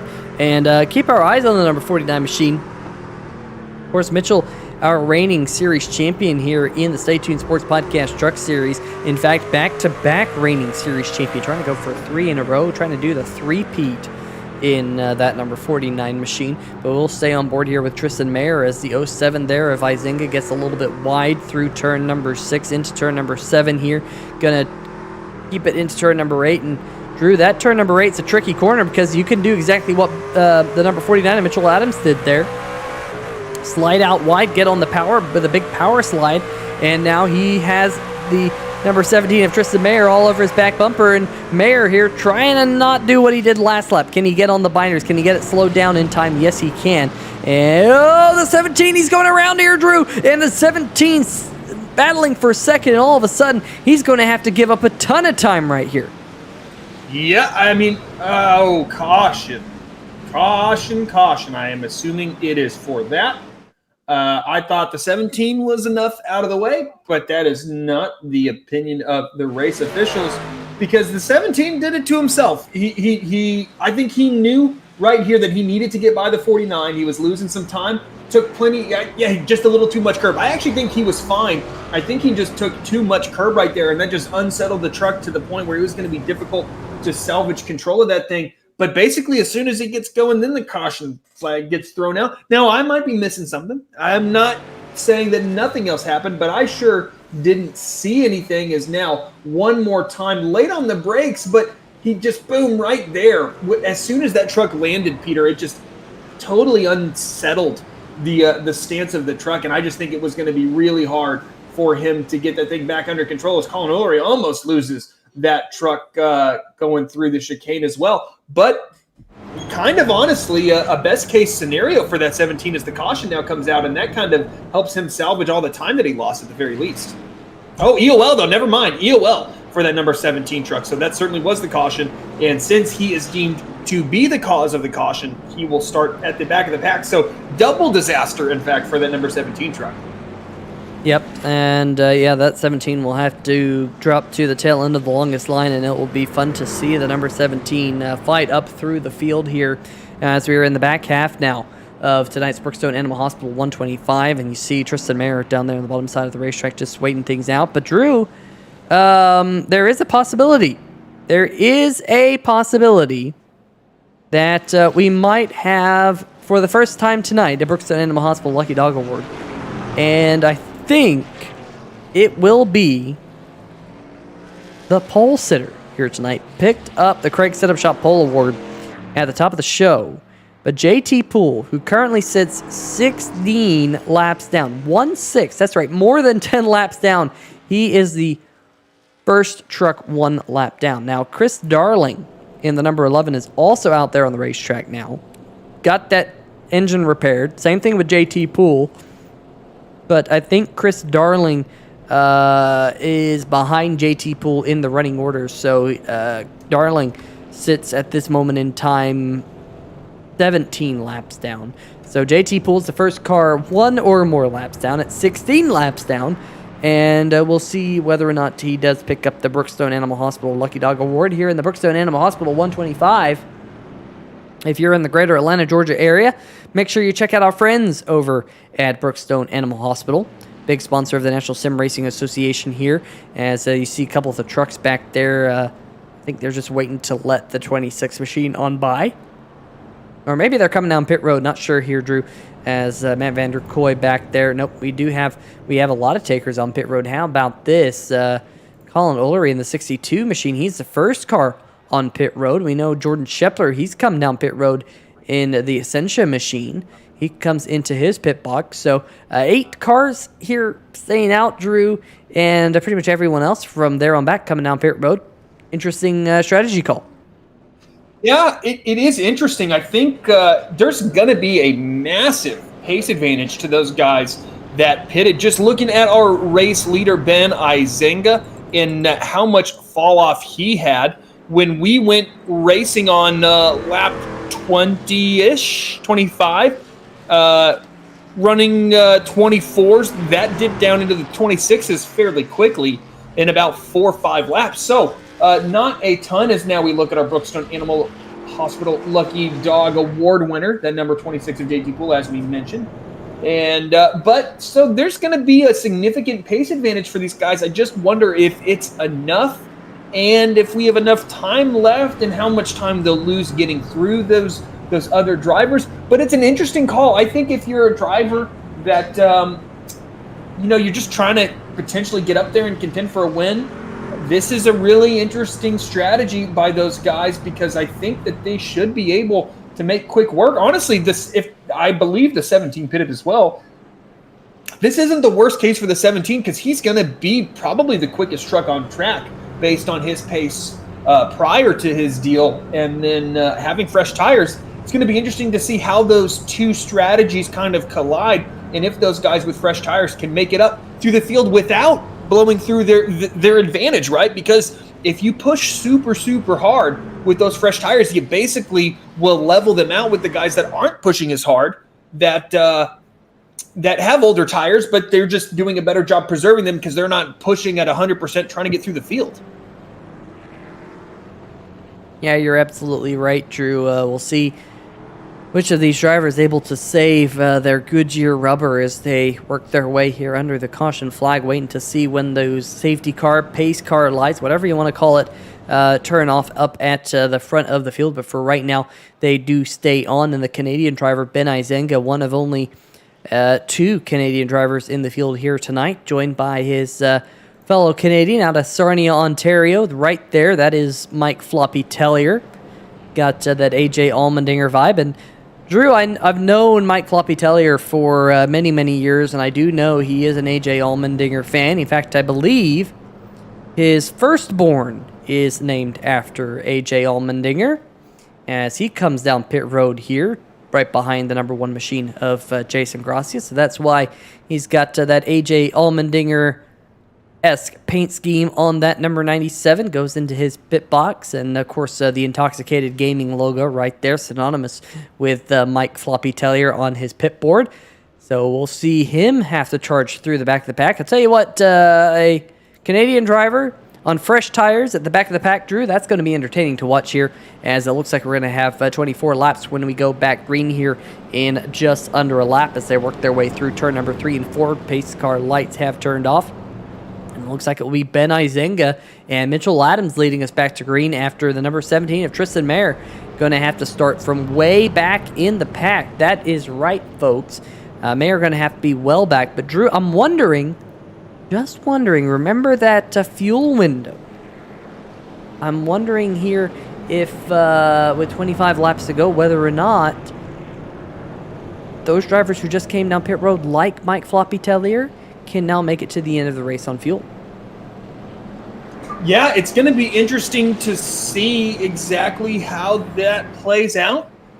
It's been so hard to tell the fuel numbers just because we haven't yet had a long enough run to know, and maybe we wouldn't know anyways. But, I mean, that's just another thing that kind of falls into the advantage of the guys who pitted versus the guys that stayed out. I would imagine with this caution, Peter, based just literally purely on what you said, that if they could have been close before, they should be able to make it now. You can just save so much fuel by just kind of coasting around in fourth gear, throwing it in neutral. You don't even necessarily have to turn the thing off to really save a massive amount of fuel under pace times. I mean, we're running 3-minute lap times behind the pace car compared to 124s to 126s under green flag conditions. So, yeah, it'll be really interesting to see how that fuel strategy plays into this. That it will. 24 laps to go when we go green this time by. There's number 49, your back-to-back reigning Stay Tuned Sports Podcast Truck Series champion, Mitchell Adams right there. Paul Billson has climbed his way back through the field. Remember, Drew, he made contact there with, I believe, the back of the number 11 of Chris Darling and caused an accident earlier. He had to go to the tail end of the longest line for his fault there. And he's charged his way back up into third. Ben Adams in the fourth position right there. And how about Zach Howell in the number 6 machine, the MaxGrafix.co Ford F-150. Really good looking hot rod right there. But we are going to come back to the green flag pace car on pit road, and the 07 of Ben Izenga leads us back to green. I'm just disappointed, Drew, that they don't get all of the blue cones as they go to the start-finish line. A couple of them still live, and as they go through turn number 1, looks like everyone making it through cleanly. Oh, no, they're not making it through cleanly. Contact in the back of the pack. The 62 machine of Colin Ullery has gone around the 8 of Andrew Himmelman, and caution flag waves once again. Yep. Caution flag back out, and we will see exactly what happened. But yeah, I mean, when we get these things stacked up, this is just kind of prone to happen in turn 1 as the number 62. Is this going to be Sim Shots on Sim Shots crime? No, it's not. It is, can't quite, the number 60 and Matt Vanderkoy looks like was kind of the instigator in that whole incident, and unfortunately collected the 62, and I believe the 8 was caught up as well, as we will get a good view from on board the number 62 truck, I believe. Yes, it is. And yep, the 60 just comes and gets a little loose and collects both of the Sim Shots trucks that he's around. So there you go. I believe. What caution are we at now, Peter? I kind of lost track.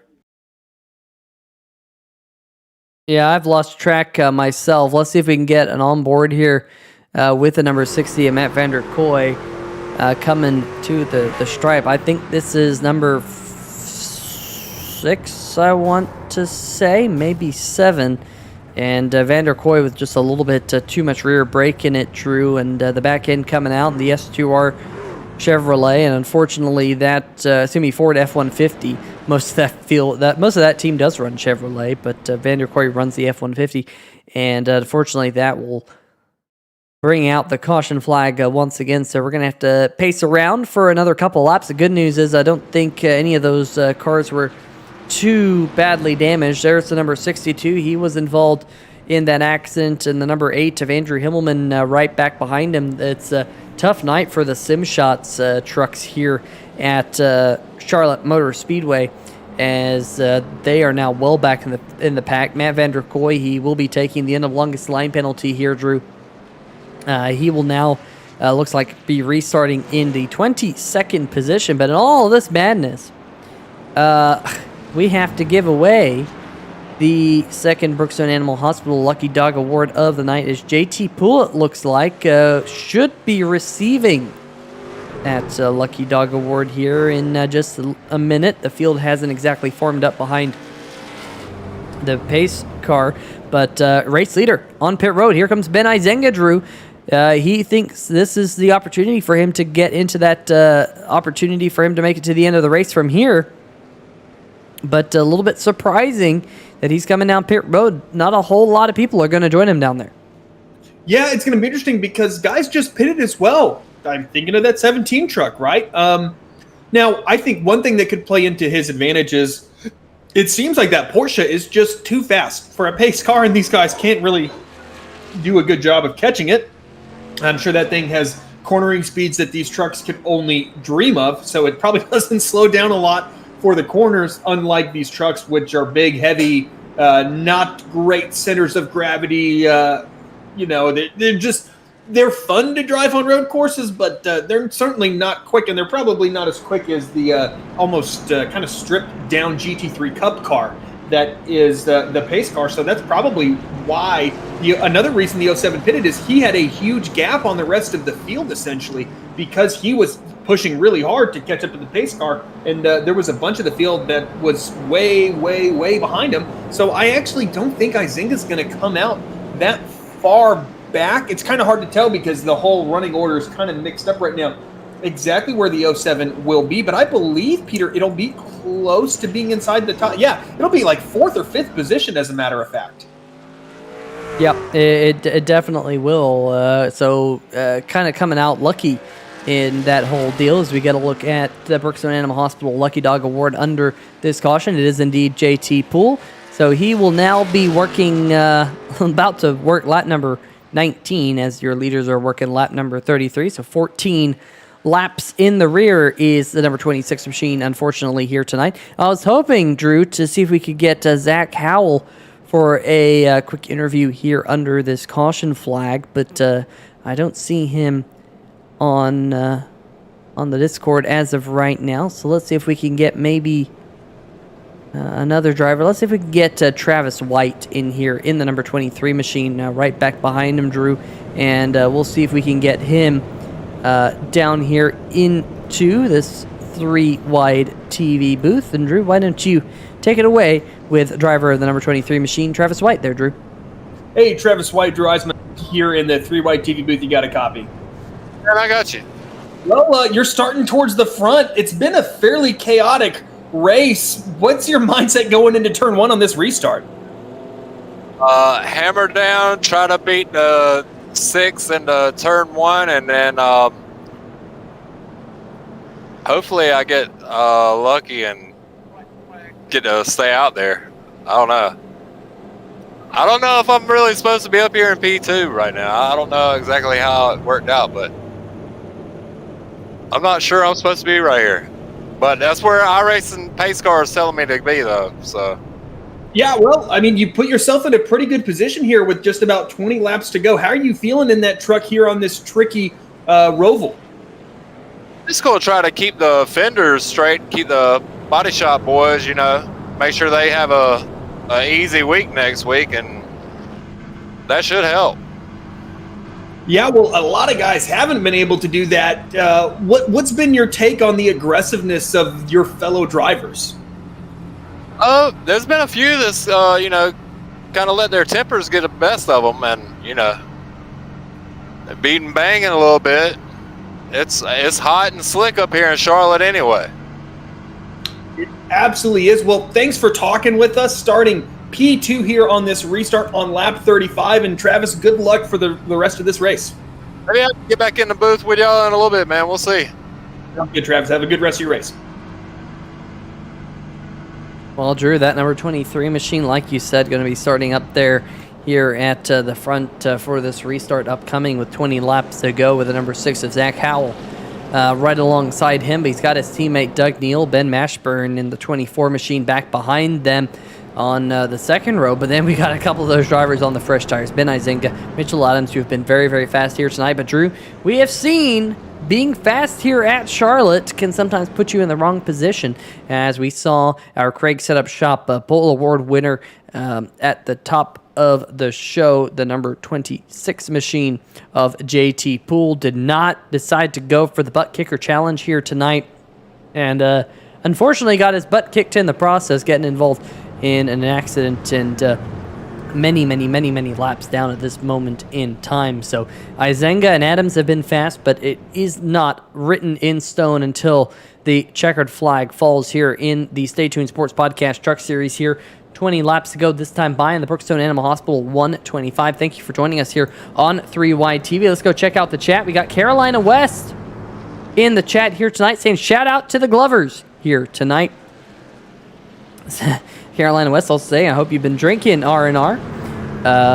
Gotta go fast. Let's go Ben Adams, says Tina Himmelman. And the number 5 machine hasn't been the night that the number 8 of Andrew Himmelman was looking for, that's for sure. Megan Glover saying let's go Monty Glover in the number 10 machine. And everyone else, thanks for joining us. Hopefully you're having a good time. But Drew, we're about to have a good time as that pace car hits down pit road.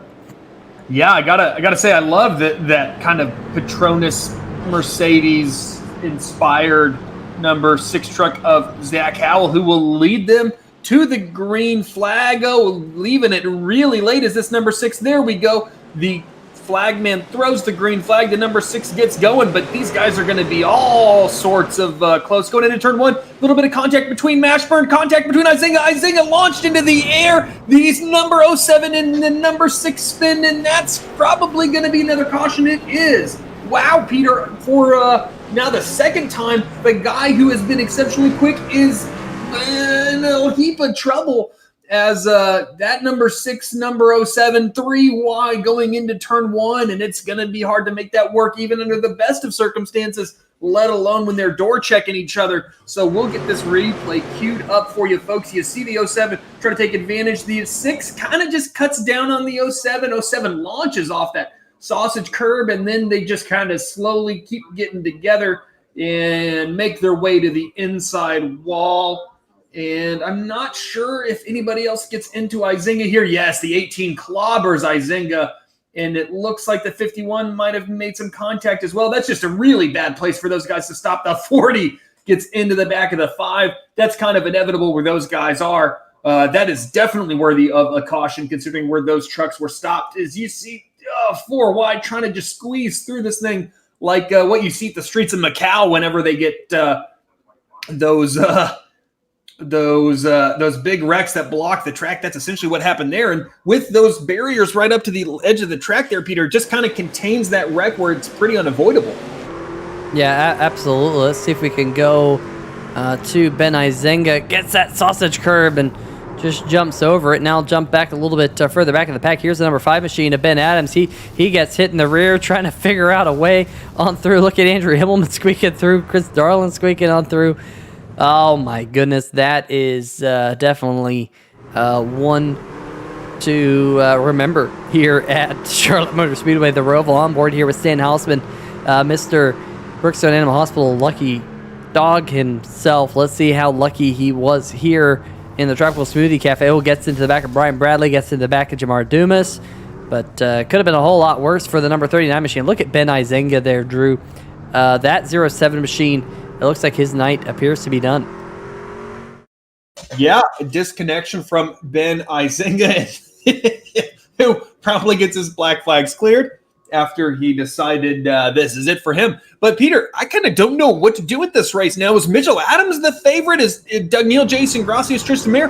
Those guys aren't in the top 3. It's kind of thrown for another time, just thrown a whole wrench in this plane. You see the 07 trying to take advantage of a little bit of a checkup right there.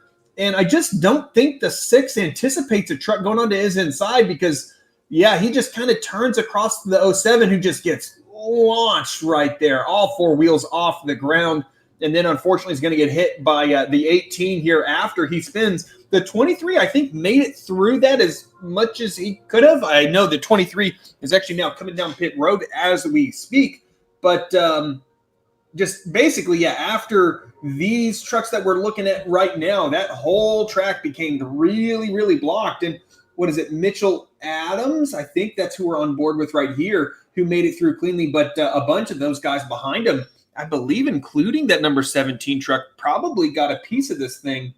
Kind of hard to tell as there's just a whole bunch of trucks stopped there. But Izenga looked like he was doing what he needed to do up until that point. I'm sure, I'm not sure that he's blaming that pit stop, but that pit stop put him in a situation which kind of led to this occurring, having to kind of force the issue. And man, that is some air that he got up there. Does the 17 make it through clean? So the 17 makes it through clean. Basically, the 97 on up made it through clean. And I believe most of those trucks behind that 17 truck, or the 97 truck rather, got involved in that wreck. So kind of have a lot of trucks with at least some significant optional damage after that one there, Peter. Yeah, absolutely. I mean, a lot of trucks just got involved in that one. It looks like Mitchell Adams didn't get a piece of it. We just talked a little while ago to driver of the number 23 machine. I think Travis White might have just gotten a lick of that. You see him sitting in his pit box right now, which is a tough break for him because, Drew, he was up there at the front of the field. But like we've seen here tonight, being at the front of the field isn't really where you want to be. That's where the big accidents have been here tonight. I mean, even Tristan Mayer, who's worked his way now back up to 3rd in all of that madness. You mentioned that he just squeaked on through that last accident. But Mayer's had his problems. The 49 of Mitchell Adams has kind of kept it clean, at least for now. That's kind of possibly the commentator's curse, as we do have one driver working their way around the racetrack. Who was that? Was that JT Poole? Doesn't think it was JT Poole. Was it Jordan Shepler? Who was that, Drew? Just squeaking on by there and picking up the Brookstone Animal Hospital Lucky Dog Award. Just trying to see who that would have possibly have been. I thought I saw someone picking up that award, but now I can't seem to find who that would have been. So not 100% sure, folks, but in fact, not even 100% sure we had a Brookstone Animal Hospital Lucky Dog Award winner under this particular caution, as JT Poole was, I believe, the only driver really eligible for it. And looking at him, I think JT is at the... Actually, no. I think it was Monty Glover, Drew, in the number 10 machine who picked up the... I really don't know. But why not give the Brookstone Animal Hospital Lucky Dog Award to Monty Glover under this caution flag. Big thanks to Brookstone Animal Hospital for... Whoa! And that's not how you want to show off to the fans. maybe trying to pick up some drift points, but I'll tell you what, that doesn't do a favor for those Goodyear tires, Drew. Yeah, I mean, I would probably come back on pit road after that. I'm not really going to have time, though, as he definitely wore the good off of those Goodyears. Now they're just years, I guess, because, it's that's less than ideal. I know he's definitely hustling that thing, trying to catch up to the pack, but it certainly is less than ideal to have that happen. But, I mean, good for him for getting the Brookstone Animal Lucky Hospital, I swear I can speak, Lucky Dog Award. I don't know, Drew. The whole chat's questioning it right now. Yeah, I mean, good for them. I deserve it. Yeah, I mean, good for them. Please ridicule me when I screw up. I deserve it when I do. So, I thought it was going to be JT Poole that was going to get it, and I was going to say, man, if we just had a few more laps, I think JT might be able to get on the lead lap and still compete for this win at the rate that we've been going these last few attempts to go green. But, Mitchell Adams in a great spot now leading this field with Jason Gracias to his outside. And Tristan Mayer, that whole situation that kind of got him put way back in the pack after he did that little bit of a self-spin on the backstretch chicane kind of worked out for him, Peter. I think it kind of led him to positioning himself to where he wasn't going to be involved in all this stuff that's happened. And now he's sitting in third position right behind our race leader, Mitchell Adams. Yeah, and we've seen a lot of pace out of that number 17 machine. We've also seen a lot of pace out of the number 49. In fact, what we were seeing when that number 17 went around in this very corner that we're looking at right here was he was battling for position with your current race leader, Mitchell Adams. So that is a battle that I'm very excited to see play out here over the closing 16 laps, but I think everyone in the chat's going to be wondering, can we make it through turn number 1? We weren't able to last time. We've had a couple of incidents in turn number 1 on these restarts here tonight, so that's going to be in the back of the mind of every single driver here as the drop of the green flag is about to come back out.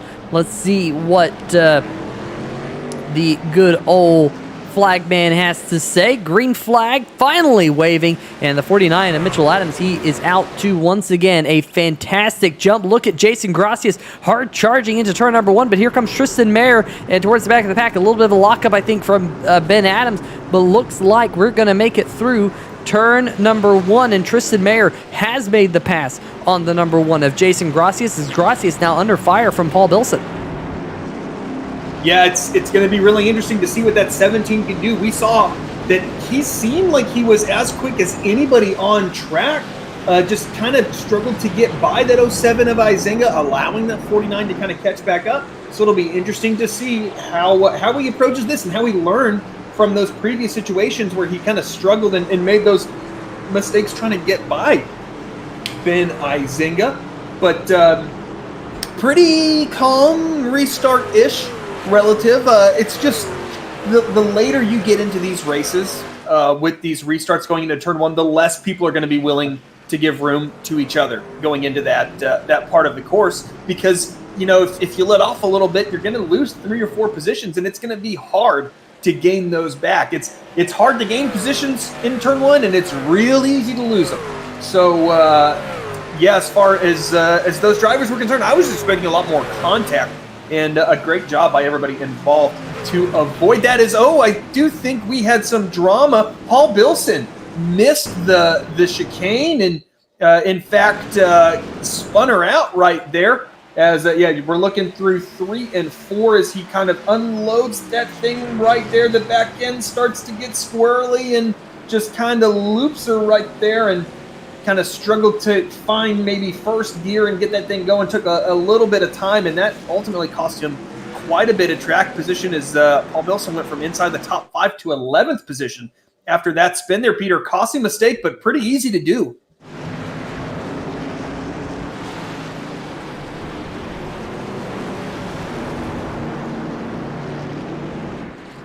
And we're still green, though. The 51 truck gathered it back together.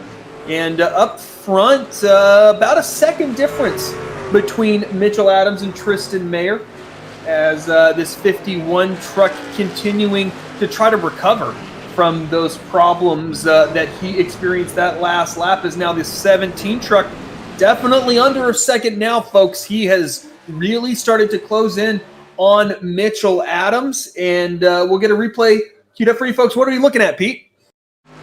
We're looking at driver of the number 5 machine, Ben Adams, in the Buttkicker Sim Shots machine, getting word that he might have had a little bit of a moment here. Yes? No? Oh, yes, there you go. Just lit up the rear tires there, Drew. Kind of a half spin on the number 5 machine and able to keep it off the outside wall. Lost a little bit of track position. He's going to slide back to the 12th position in his number 5, but meanwhile, back up at the front of the field, it is the number 49 machine, Mitchell Adams, continuing to lead, but last time by, Tristan Mayer was able to close in on him. Let's see if we can kind of bring up that, or at least this lap's kind of the sectors as they kind of go on through, but this time by, Adams able to so far put just over half a second on the number 17 of Tristan Mayer. We'll see if that kind of continues here going forward. But Tristan Mayer, Drew, last time by, his fastest lap of the race, a 124.30. And looking up and down the scoring pylon, that was the fastest lap of the race by anyone. So give Tristan Mayer the fastest lap of the race of the night so far, closing in about another half a tenth through the final sector was Tristan Mayer. We'll see what happens here in the final sector and give that one to Mitchell Adams by about a tenth of a second. So that last lap, Mitchell Adams faster than number 17, Tristan Mayer. Yeah, a great response from that number 49 truck right there, 24.30. That is just about as quick as anybody's been all night as the 17. Gets a little out of shape, and that's what you can do, Peter, is you start to try to push even harder. You just tend to kind of make some small mistakes that both don't make you faster and also wears your stuff out and can make it much harder to compete and continue to close down on those guys. As now we are looking at the number 40 truck of Nicholas Bradley with the number 39 of Stan Houseman right here, going into the bus stop, and a little too much curb for the 40 truck, and tags the 6, but able to collect it and keep it going in the right direction. But certainly gonna have a little bit of damage between those two trucks as there was contact between those two drivers. Looking back out front, Mitchell Adams still leading Tristan Mayer. And interesting, a really good response by that 49 truck as it was really closed down right there, as now the number 51 of Paul Bilson looking to get by Ben Mashburn for 8th position right here. And the 51s had plenty of pace tonight, just unfortunately had that big moment right about here, just 2 or 3 laps ago, where he lost the back end of that number 51 truck going into that front stretch chicane. So move that number 51 up into P8 with the number 5 of Ben Adams making his return, as you previously mentioned there, Peter. He is running in 11th position, a great return for that number 5 truck. The 14 a little bit wide right there, and really, really loose is that number 14 truck. Looking for him on my timing and scoring. I am blind. I cannot find him. Jeff Price in 4th position, as a matter of fact, battling this, I believe we're riding on board with the 97 truck. Yes, the 97 of Mike Floppy Tellier is once again, our timing and scoring have a little bit of a spasm. As the 28 now applying pressure to that 97, and the 84 TJ Buck looking to capitalize. And we got a great battle right here, Pete. Yeah, that we do. Tellier was all over the back bumper of Jeff Price there just a few seconds ago, but how the tables turn very quickly, or how the turns tables, if you're Michael Scott. But, that number 97 machine, I'm sure he's really glad to just be up there inside the top 5. Same thing with Jeff Price in the number 14 machine, just not exactly having the same pace as some of the faster trucks here tonight.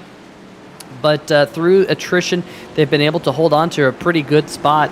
And you can see Mike Floppy Tellier and Jamar Dumas battling for a position. Here comes Jamar Dumas looking into the inside of the number 97. But Tellier holds on for now. The 28 hitting that sausage curb there pretty hard. Meanwhile, in the back of the picture, TJ Buck just got passed by Paul Bilson who's jumping into this battle for the 5th position as a gaggle of cars now starting to line up here behind Mike Tellier. And whoa, Tellier has a big bobble coming out of there, and Tellier tried to throw a block on Paul Bilson, but Bilson now to the inside, and now Tellier's off the racetrack. Tellier drifting it onto the grass. He's going to slide all the way back to the 9th position here, Drew.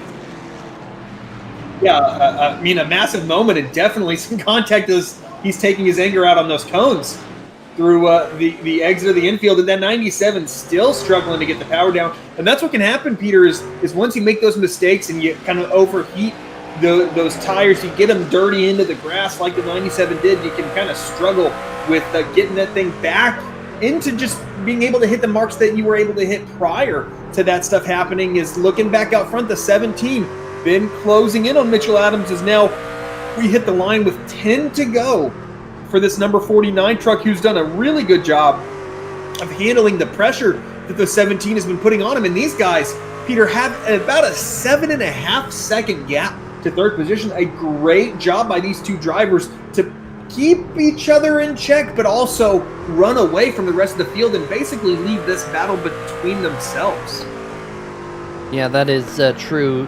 Tristan Mayer, about 0.08 of a second slower in Sector 1, picks it up in Sector 2, 0.15 of a second faster in Sector 2. What can he do in Sector number 3? As you can see how close turn number 1 gets there to turn number 8.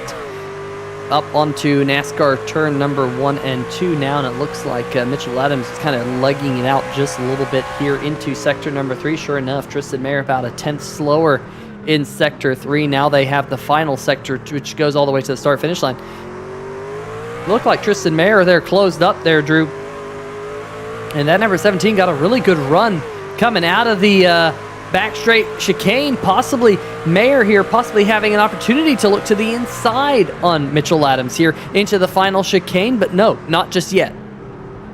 Yeah, that 17 takes such an interesting approach to the chicane. He gets those left sides into the grass, but it doesn't seem to really hurt him. If anything, it gives him a good open entry into that chicane. It's been fairly consistent as, we now have a caution flag. Caution, caution, caution. What happened here, Peter?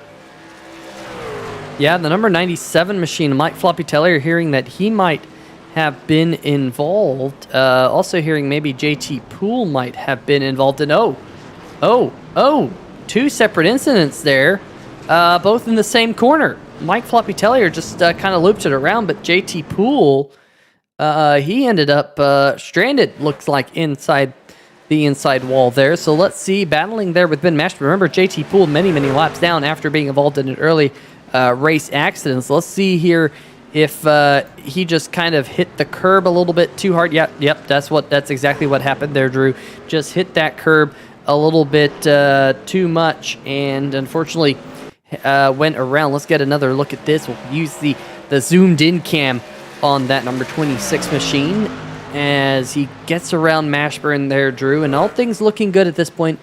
Fine on the brakes, just hit that curb a little bit too hard. Not the first time we have seen that tonight, though, Peter. I feel like several drivers at this point have made that kind of same mistake where they've been, the 17 truck, right? Our second place driver right now made a very similar mistake where you just clip too much curbs on entry, and then there she goes. I think the 97 took a lot too much curbs, not just a little bit. As that 97 had a rough about lap and a half before this caution came out. But, Peter, it's going to be interesting. We have 7-8 laps to go right here. Our guy's going to come down pit road. These tires are fairly worn on these trucks at this point, right? We're looking at this 49 truck dipping down into the 125s, a full second off pace, so I guess it's not that much. It's not as much as I was expecting, but it's going to be interesting to see. And, Peter, I expect very little give and take going into one, especially as well, so it'll be interesting to see how these guys approach this restart. Yeah, you're not wrong, and also, very interestingly, Drew, we do have a battle for position. The battle well back in the pack for the 24th position. Just looking to see who is going to be our Brookstone Animal Hospital Lucky Dog Award under this caution flag. I was wondering if it was going to be JT Poole again, but it appears like it is going to be Matt Vanderkooi in the number 60 machine. Nick Bradley in the number 40, also on pit road. Not sure what has happened to the number 40 machine, but looks like he might be calling it a night in that Chevy Silverado. You see all the damage on the number 40 machine. Really unfortunate for Nick Bradley here, but let's see if Matt Vanderkooi is going to pick up the Brookstone Animal Hospital Lucky Dog Award here with under 10 laps to go. You see he has quite a ways to make it to the back of the field as Mitchell Adams has finally caught up to the iRacing safety car, the Porsche up there at the front of the field. Big shout out to Carolina West in the chat, being really active here over the last 15-20 minutes or so. Hopefully you're enjoying the action here on 3 Wide TV as these drivers here in the National Sim Racing Association Stay Tuned Sports Podcast Truck Series whip their way around the first road course of the season here tonight, Drew. And just looking at the schedule that they have in store this year, I think it's the only road course that they go to this season. I know they went to a couple last season, but I don't think we go to another one to round out the 2020A season here in the Stay Tuned Sports Podcast Truck Series. We, of course, next week will go to Dover for the Total Nonstop Racing 200 presented by Punjabi Salami. And then Atlanta Motor Speedway for the Simbox Button Box 250. Talladega, the MaxGrafix.co 250. Richmond, Darlington for the Throwback Weekend presented by the Brookstone Animal Hospital. Then after that, Twin Ring Motegi, Charlotte Motor Speedway for the Oval. And then that gets us to the National Sim Racing Association Stay Tuned Sports Podcast Truck Series playoffs. Daytona, Kansas, Milwaukee Mile, Nashville, Super Speedway, Las Vegas. And Las Vegas is where we will crown a championship driver. And then, of course, we do have a all-star race to close out the 2020A season. And we do have an off week, July 2nd. That is July 4th weekend. And the drivers will not be out there on the racetrack that week. But basically, from here all the way to August 27th, we will have action right here on 3 Wide TV for you on Friday nights, 9 o'clock Eastern here on the channel. We thank you for joining us here as we got caution flag here. And Drew, looks like we're going to have probably a 5-lap shootout as the pace car lights have not turned off. And a 5-lap shootout here on a road course with turn number 1 being as action-packed as it has been all night long. It's going to be an interesting restart here upcoming. Yeah, I mean, to take the 24's sponsor, my bet angle would be over under the amount of time we make in this next restart here, probably with 5 to go. And I'm going to put that over under at half a lap, and I would take the under at half a lap. I think turn 1's going to be chaotic as Matt Vanderkooi, that number 60 truck, takes home the Brookstone Animal Hospital Lucky Dog Award. Hey, folks, I got it right that time, at least I think I did. So good job by Matt Vanderkooi and that number 60 machine taking care of business. This will put that number 60 truck back 1 lap down as a matter of fact. So if we do get one more caution, I think we'll see the 60 get back on the lead lap. And Peter, yeah, I think turn 1's going to be a parking lot. What do you think is going to happen on this restart? Oh man, I don't know. I mean, to be honest with you, I'm really surprised turn number 1 has been such of a struggle as it has been all night long here.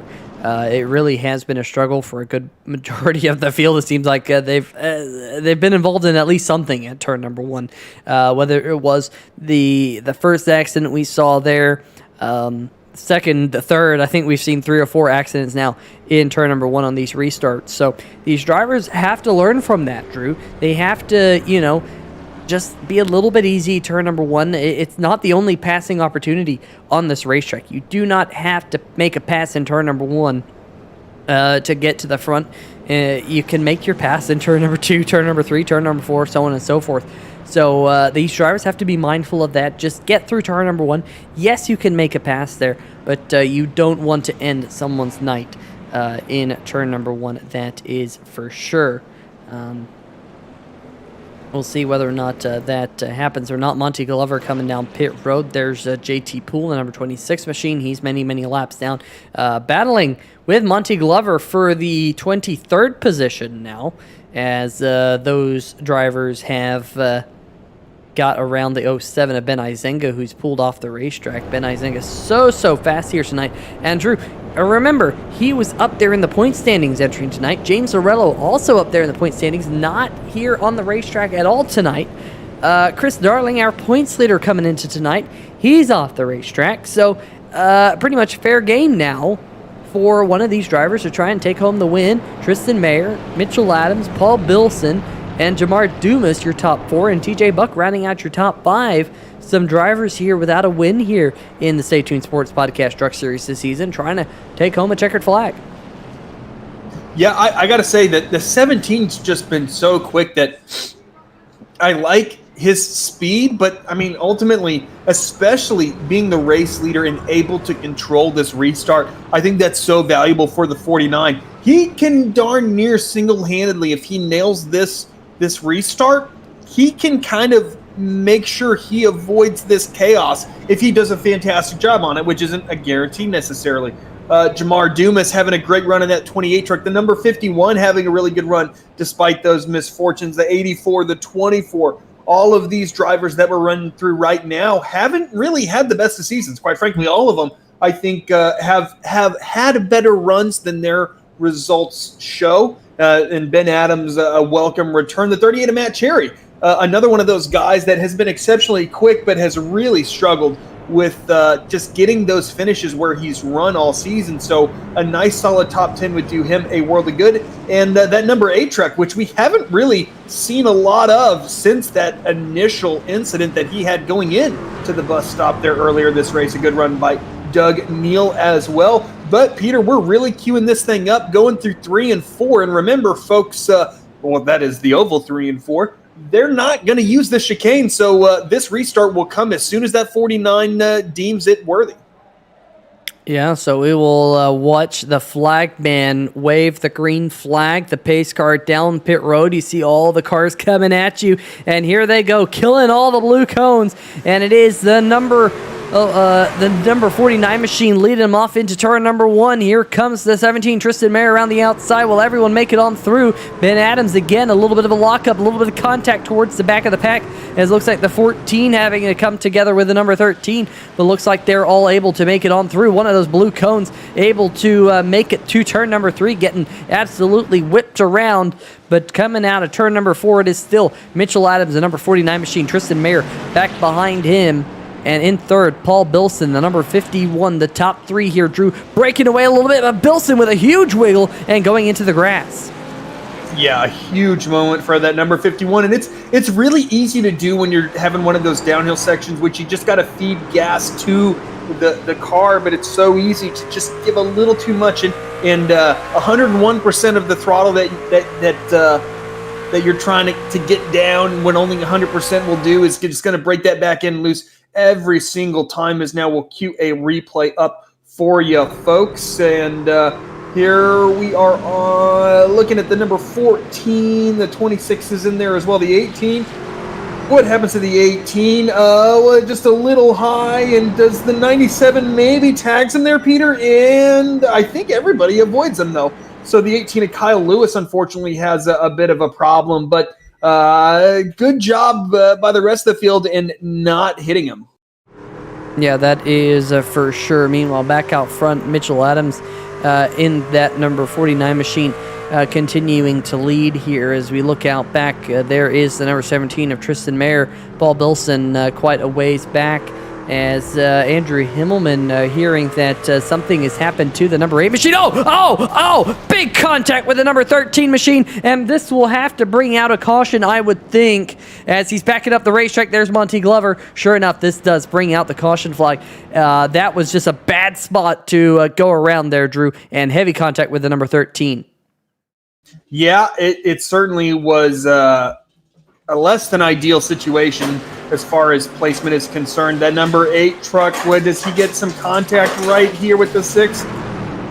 Yes, he does, and he stopped right in the racing group, and there's nothing these guys can do. Yeah, oh man, Stan Hausman doing a stellar job getting around Andrew Himmelman there, and unfortunately for Jordan Scheffler, his night will go no further. Let's see if we can go on board here with the number 13 machine. Just look out front here, folks. You'll see, oh man, Doug Neal had a big lock up there in the 77 machine, but you don't see anything. Blind corner here, Drew.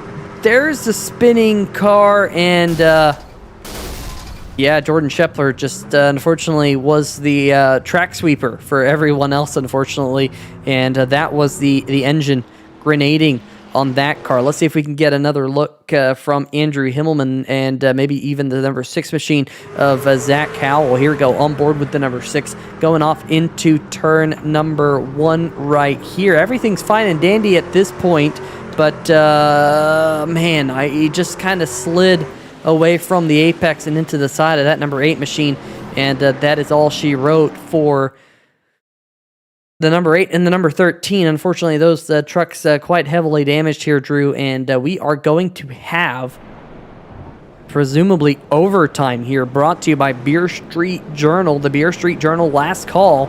We have a couple attempts at a green-white checker here, Drew, and speaking of bet angles, over-under on only having one attempt at a green-white checker here tonight. Only one of those Beer Street Journal's last calls. We might have a second last call, maybe even a third last call. We'll have to wait and see here on the channel.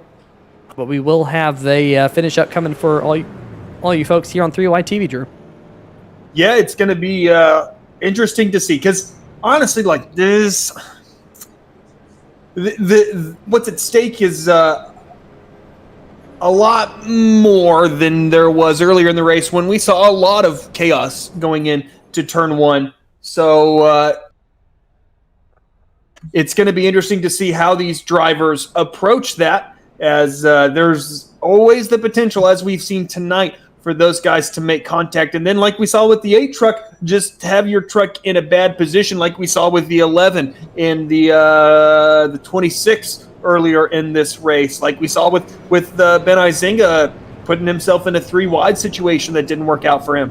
We've just seen that these guys on this restart, they're looking to gain that extra little bit of an advantage that'll be more difficult later in this race, but it's ultimately cost a lot of these guys basically everything as far as competitiveness in this race is concerned, and it'll be interesting to see how they kind of value that risk versus reward here with the green-white checkered, where I think, I mean, obviously you could finish last and there's no chance to recover, but also there's not a lot of time left and you got to get moving.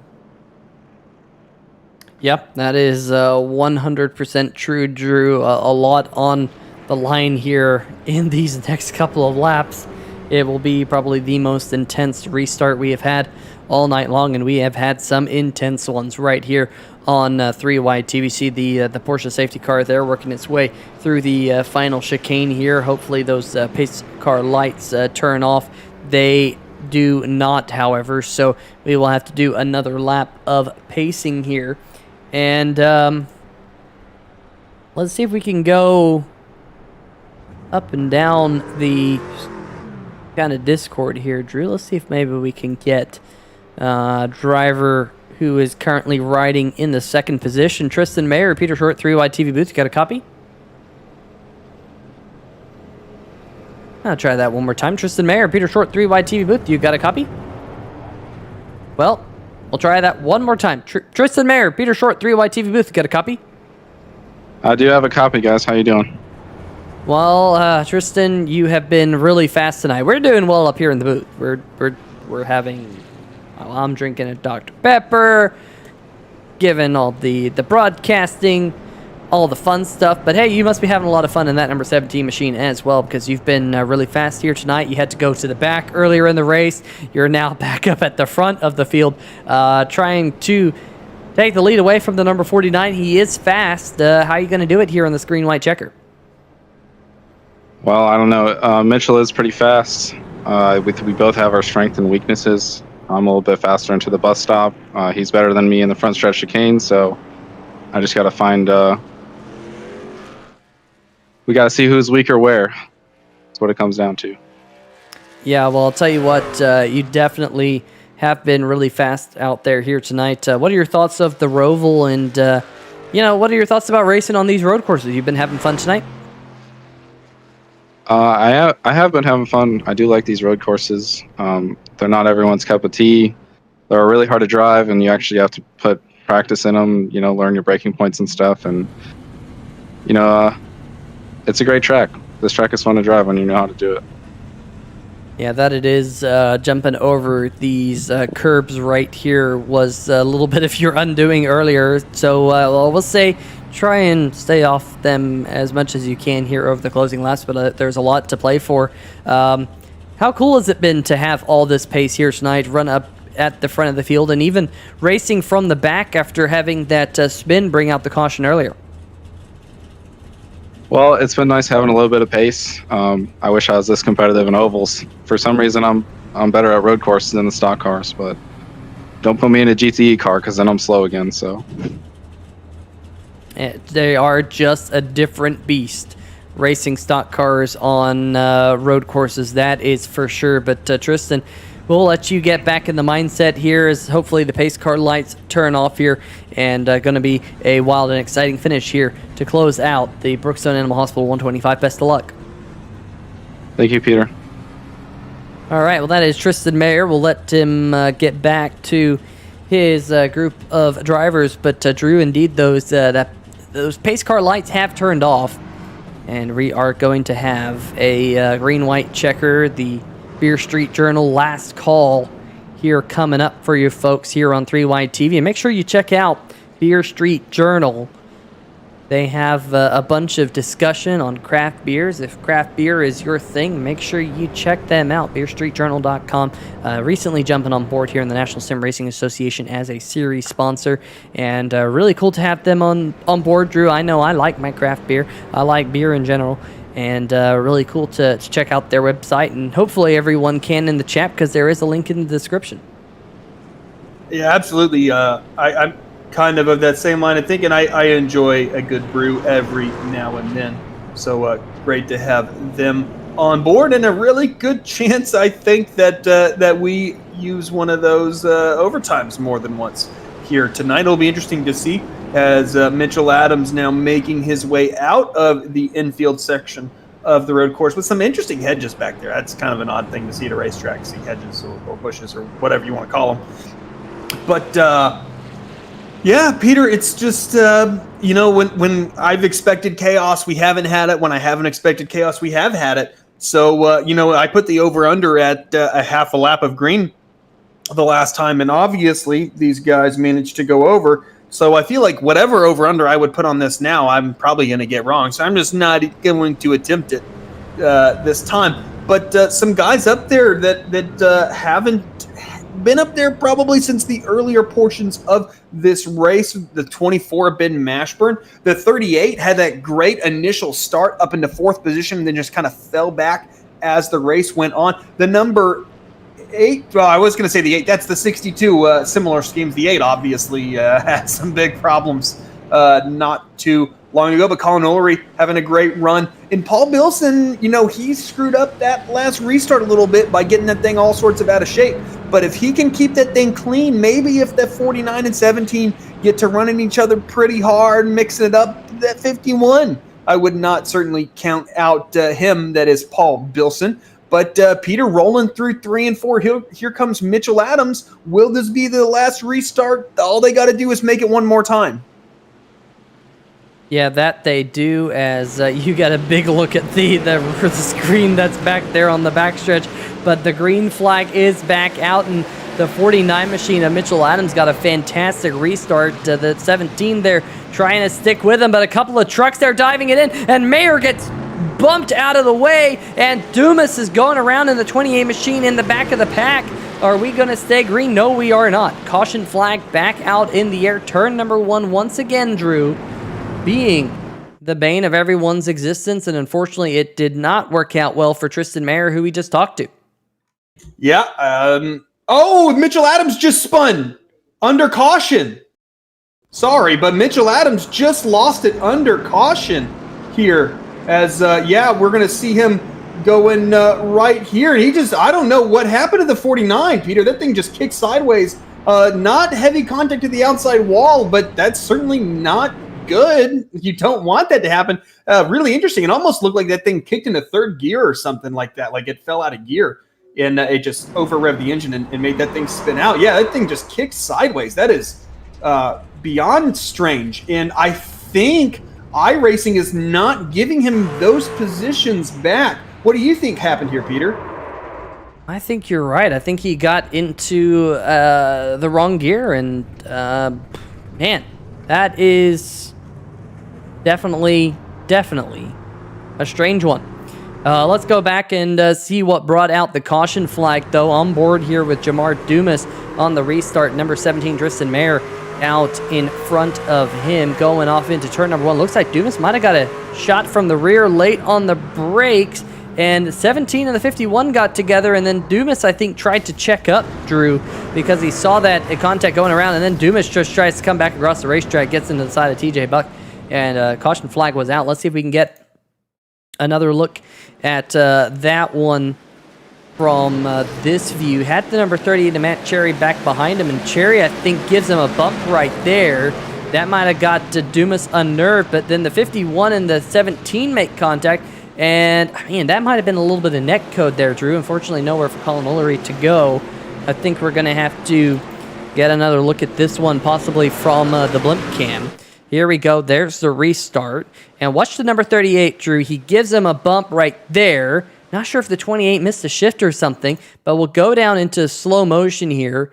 Paul Bilson goes in late, gets into the number 17 machine, and then Matt Cherry in the number 38 machine, he misses the apex big time, and Cherry gets into the number 28 machine. So I think it was really Cherry, Drew, missing that apex big time, getting into the side of the number 28, and unfortunately causing that accident.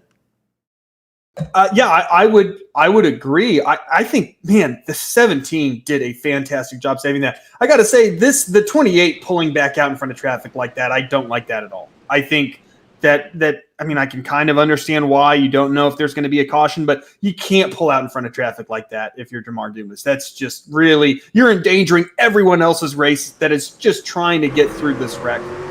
We'll ride on board with him now. And yeah, Matt Cherry absolutely sends this thing deep and is kind of the cause of this. And you'll see, boom, gets tagged right there. There goes the 38. 17 does a great job. But then the 28 then pulls back out in front of traffic. You just got to hold your brake. I know it's frustrating. The field's going to go by you, but you just can't endanger other people's races like that. I don't like that move at all. But what's going to be really interesting as we focus back up front is the 17 restarting in second. The 51 now our race leader, with Mitchell Adams now being scored in fourth position. And Peter, I mean, just even after the caution came out, we had interesting stuff happen. And this will be, I believe, according to iRacing, our final green-white checkered. So interesting times and interesting restart here on now lap 58 of 60, I believe. So that means we will go green next, well, not this next time by, but we'll get the one to go next time by, and it'll be an interesting restart. I have a feeling. I think that 17 is not going to cut that 51 a lot of breaks. Yeah, honestly, I'm scratching my head over this one here with the 49 having his trouble. Just all of a sudden looked like he ended up on an oil slick, spinning off into the grass through turn number 6. There goes JT Poole. Poor old JT Poole won the pole award, of course, brought to you by Craig's Setup Shop at the start of the night. And, well, that's really the only good story here tonight for JT Poole, as he still finds himself, Drew, I think he's going to be 13 laps down now in that number 26 machine. Kill all the cones you can there, JT. In fact, let's see if JT Poole's watching in the stream. JT, we want you to kill as many cones as you can. Let's find out whether or not JT Poole's watching the stream or not. Let's see. Let's go on board with good old JT Poole, working his way through turn number 3, in through turn number 4. There's no cones there, JT, but there are cones coming up. Everyone in the chat, let's all root for JT Poole killing some blue cones right here, because he can get a bunch of them right here. Slow down. There they are. JT, what are you doing, JT? You just missed. Oh, the blue cones. I guess he's not watching the 3-wide TV stream, is he, Drew? letting everyone down in the chat, that's for sure. Letting me down, letting you down, letting us all down. Interesting development. While unfortunately JT Poole spared the lives of those blue cones, 51 EOL. So he will not be restarting in the race lead. The 17 of Tristan Mayer went from thinking that his race probably was over when he got hit going into turn 1. He's going to be restarting this race as the race leader, and that's going to be a huge advantage, Peter, because there's no more green-white checkers. Now, I don't know if the admin can necessarily throw away a caution, but it's not going to be another green-white checker, so if the caution comes out, it's over. So it'll be interesting to see what this 17 does. If he just nails this restart, I think he's in a really good position here, but Mitchell Adams is right behind him, so it's not like he is scot-free here. And, I mean, just anything can happen going into turn 1 as we saw last time. Yeah, and I'm sure that call is going to be rather controversial, Drew, with Bilson. Now, I think his night is basically done at this moment in time. I know we saw that contact with Jamar Dumas as well as Matt Cherry, and I know probably quite a few people are wondering why Matt Cherry is going to be able to restart here up at the front of the field as he made contact with the number 28 machine. I mean, it's definitely going to be a rather controversial call. That's for the race administrators to make here in the closing stages, as it looks like it will be the 17 of Tristan Mayer and Matt Cherry. Cherry not getting an end of longest line penalty. He will be starting right there up at the front of the field, but obviously the race administrators feeling like Paul Bilson was more at fault for that accident, bringing out this caution flag, and we will have our second attempt at the Beer Street Journal. Last call here in the National Sim Racing Association. This has been one of the longest races that we've had of the season, with all of the caution flags that we have had here tonight, and we might see another one, Drew, but I'm hoping that we can get through to the white flag and throw away the yellow flag after tonight's event as we work through the back straight chicane. Just waiting to see when that green flag will finally fall out. Of course, the number 17, Tristan Mayer, Drew, he can really hit the loud pedal as soon as that iRacing safety car goes down onto pit road. The race will be in the hands of the number 17, and Mayer has gone to the back of the field here tonight and can't rule out the number 49 machine, Mitchell Adams, who's led a whole bunch of laps here tonight, but he has had his problems. He randomly spun off the racetrack under caution flag a little while ago. He's going to be restarting in third here, Drew. Keep an eye out for the MaxGrafix.co number 49. Absolutely, as the 17 leads him off of NASCAR turn 4. A great restart for the 17, a good restart for the 49 as well. Will Matt Cherry hold up the 49 of Mitchell Adams? Cherry really sends it in deep right there. He's going to miss turn 1 by a substantial margin, but the 49 truck was able to get through cleanly, and he's going to be all over the back bumper of Tristan Mayer. The 49 got a little loose into turns 3 and now 4, a little bit of blue curb right there for the 49. I think most everybody else made it through there as well. These guys already have a substantial lead on third place, the number 24 of Ben Mashburn, but Tristan Mayer looking in his rearview mirror and knows that 49 truck's going to be quick, and he's going to be looking to make right what went wrong under caution, as that number 17 truck leads the 49 through NASCAR 1 and 2, makes his way down out of turn 2, down the backstretch. Here's that 38 of Matt Cherry, the 5 of Ben Adams on pit road. Now going through the bus stop, a nice clean entry and exit for the 17. Maybe not as quick as the 49, but definitely no mistakes, and gets a good run out. And Peter, they're coming to take the white flag here if they make it through the chicane, and a good run by Tristan Mayer thus far.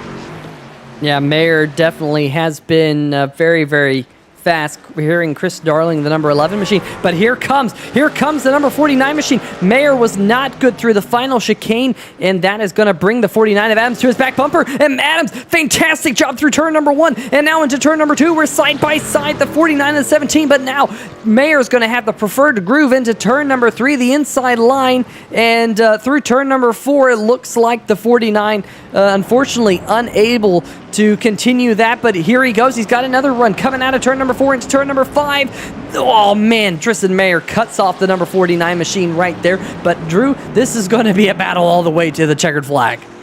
Yeah, just a little too conservative right there for the 17. I think getting through that front stretch chicane, and the 49, I think, honestly, just really nailed it more than anything else. That now just about a truck length separates the 17 and the 49 truck as they go through 1 and 2, and now out of turn 2, making their way down the backstretch. A very defensive line for the 17. I gotta say, I don't love that line there, Peter, as now the 17 loses the back end. Is he gonna be able to get onto the gas?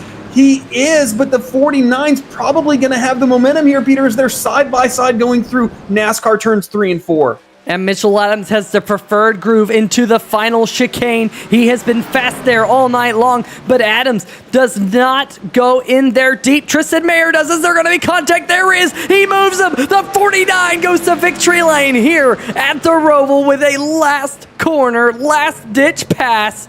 What a move for Mitchell Adams. Yeah, I think the 17 honestly just overdrove it a little bit. I mean, he certainly was slow through that second part of the chicane, and the 49 just, I don't know if there was necessarily contact. I don't think there was anything malicious there. I think the 17 just kind of made a mistake, and the 49 did do his best to take advantage of that, as we'll look at them now going into that this is into turn 1. The 17 just missed his apex. Probably just mirror driving here, Peter, but a good defense by the 17, as this is really difficult to make that outside lane work into turn 3. But then the 17 just didn't quite get a good exit off of 4, maybe turned in a little too quickly, and the 49 was right there, cuts him off a little bit. But I just think that the 17, up until that very last chicane, was probably just driving a little too conservative. He wasn't doing what made him fast all race long, and the 49 was just able to position himself to where if that 17 made the slightest bit of mistakes, that there was going to be that opportunity for Mitchell to take advantage of that. Yeah, absolutely. I mean, Mitchell Adams, this is really where he made his move. Mayer was so defensive here into the backstretch chicane that he shallowed out his entry and really ran wide there. Just really had to back up that corner, wasn't able to do so, and that allowed Mitchell Adams to get such a run coming out of the corner. And I think we're going to have to really slow this one down here, folks, because this is just incredible. Mitchell Adams here in the 49. I was a bit surprised, Drew, that he wasn't going into the final chicane hard. I expected him to just really push it into the final corner. Instead, it was Tristan Mayer who really dove it into the final corner. In fact, Mayer gets into the grass there, Drew. That might have just unnerved the number 17 machine just a little bit. But you can see he's just carrying so much speed there, and the number 17 hits the apex, but then he really washes out. Meanwhile, Adams hits the apex well, and surely there was contact there. Surely there was a little bit of contact right there. But then coming to the line here, folks, look at this 49 in just the last 100 yards, able to get the job done. I mean, that is incredible. You just don't see a margin of victory here on these road courses like what you just saw right there. We're going to have to go back on Tristan Mayer here and see if there was any contact here, Drew, because if there wasn't, I mean, surely that's a little bit of contact, but Rubbin's racing at that point, and look how sideways the 17 was, but Mitchell Adams showing us how he is the reigning back-to-back series champion here in the Stay Tuned Sports Podcast Truck Series. I haven't seen a finish here on a road course like that here on 3 Wide TV in the history of the channel. In the history of the channel, I have not seen a finish like that one. Just incredible dash right to the end. And now we'll get a look here of Mitchell Adams coming to the start-finish line to do some celebratory burnouts. Just incredible. Leaving me speechless here, Drew. Yeah, it really was an incredible pass. I mean, there might have been some kind of incidental contact, but I think that the 17 just more or less did it to himself by taking that last curb so hard. It just kind of threw his truck out wide, and the 49 was able to cut back under him, and then just got back to the gas better and brought it home. And what a moment there. I kind of thought this would be a Jimmy Johnson moment going into the bus stop where he lost it, and then Ryan Blaney took advantage of first and second crashing and was able to take that victory. But ultimately, no, Mitchell Adams just nailed his entry, nailed his exit, and was able to bring home the checkered flag here at the Roval. Yeah, that is for sure. And that number 49 machine, he is going to burn it down here on the front stretch. But we do have some post-race interviews lined up for you folks. Let's see if we can start with tonight's third place finisher, a driver, Drew, who probably really glad to walk away with his finish. It was kind of a quiet night for driver of the number 24 machine, Ben Mashburn. But Ben, in all of the carnage that all went down out there on the racetrack, coming home with third, I'm sure you are absolutely ecstatic to walk away with a third place finish here on the Roval. Oh yeah, for sure. It was a hectic race to say the least. Got in some early trouble, but I was able to kind of just drive through the long race, wiggle my way back up to the front, and I kind of stay there. I was hoping the leaders would run out of gas right there at the end. I didn't think they were going to make it, but they did. So they got to have a nice little drag race right at the end. So it was a good race. Well, I'll tell you what, kind of plug your sponsor here tonight, Bet Angles. If you were to ask Bet Angles what were the odds of you finishing on the podium here tonight on the Roval, what would you have put those odds at prior to the start of the race? I wouldn't have bet. I wouldn't have made that bet, to say the least. I don't know what the odds would have been, but I wouldn't have made that bet. Road courses usually aren't really my specialty, but I was able to, and I didn't even practice beforehand. I didn't take a single lap here until about 30 minutes before the race. So it was an experience, but it all worked out in the end. It did, and you had a log jam of trucks back behind you there in that final restart, brought to you by our friends over at the Beer Street Journal. What was it like for those final two laps? Because I know you were very much mirror driving because you had 4 or 5 trucks right there chomping at the bit to get by you. Yeah, you hit it right on the head. I was in the mirror most of the time. Matt Cherry was right there on my heel. He's pretty quick. Like I said, I got loose a few times out there trying to push it a little too much, but I was able to hold on to it. Glad I was able to hold on to it. Always good to get a podium. That it definitely is, and I'll tell you what, here tonight, Ben, next week, right here on 3 Wide TV, we go to Dover International Speedway for the Total Nonstop Racing 200, presented by Punjabi Salami. What are your thoughts of Dover? It's a pretty good track. I enjoy it. I should be able to maintain the kind of the season top 10 streak going, other than Bristol Dirt had some unfortunate events going there, but other than that, it's been a good season, top 10 pretty much every race. So hopefully we can just keep it up and keep going from there. Yeah, kind of the opposite of what we saw last season, where you had just bad luck after bad luck after bad luck.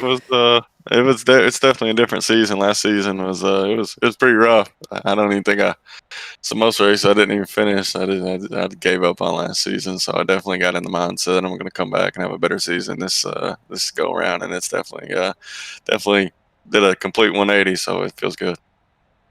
Absolutely. Well, before we let you go, Ben, we'll give you an opportunity to give your sponsors a shout out, and anyone else that you might want to give a shout out here on 3 Wide TV. Give a shout out to my sponsor, obviously on the side of the truck, Bet Angles, MaxGrafix Racing. We got a good squad going.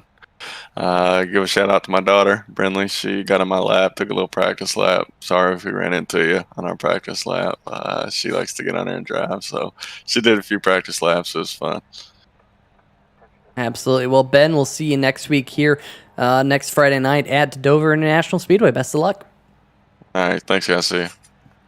All right, well, that's going to do it for our third place interview here tonight, but I believe that Mr. Drew Eisenman has caught up with the driver who lost the lead coming out of the final corner, Tristan Mayer there, Drew.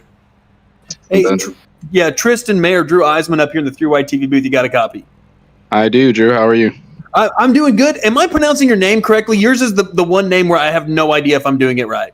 So it's Tristan Maher is the way it's pronounced, but it's all right. Doesn't bother me none. Hey, well, now I know, so I can get it correct in the future. But hey, man, you led on that last restart. Just walk us through exactly what happened from your point of view. Well, I knew that I had the advantage because I was on the inside on the restart. I got a little nervous going into T1. I almost got turned. And then the rest of the lap, that first lap was pretty good. I mean, he was right on my bumper the whole first lap. And then the second lap, we ended up being side by side out of the bus stop. And I was like, oh no, we're going into the last chicane, too wide. I'm not backing out. What happens, happens. And then I sent it in a little deeper than I normally do with my braking point, and I just hit that last turtle way too hard, and I couldn't get the run off the corner like he did. So, fantastic race by Mitchell Adams. He's a fantastic driver, and he raced me the way I would want to be raced. Yeah, we see that so much from Mitchell, but I mean, you had an eventful race there towards the end. Kind of give us the ups and downs prior to that last restart of just kind of what happened to you that race.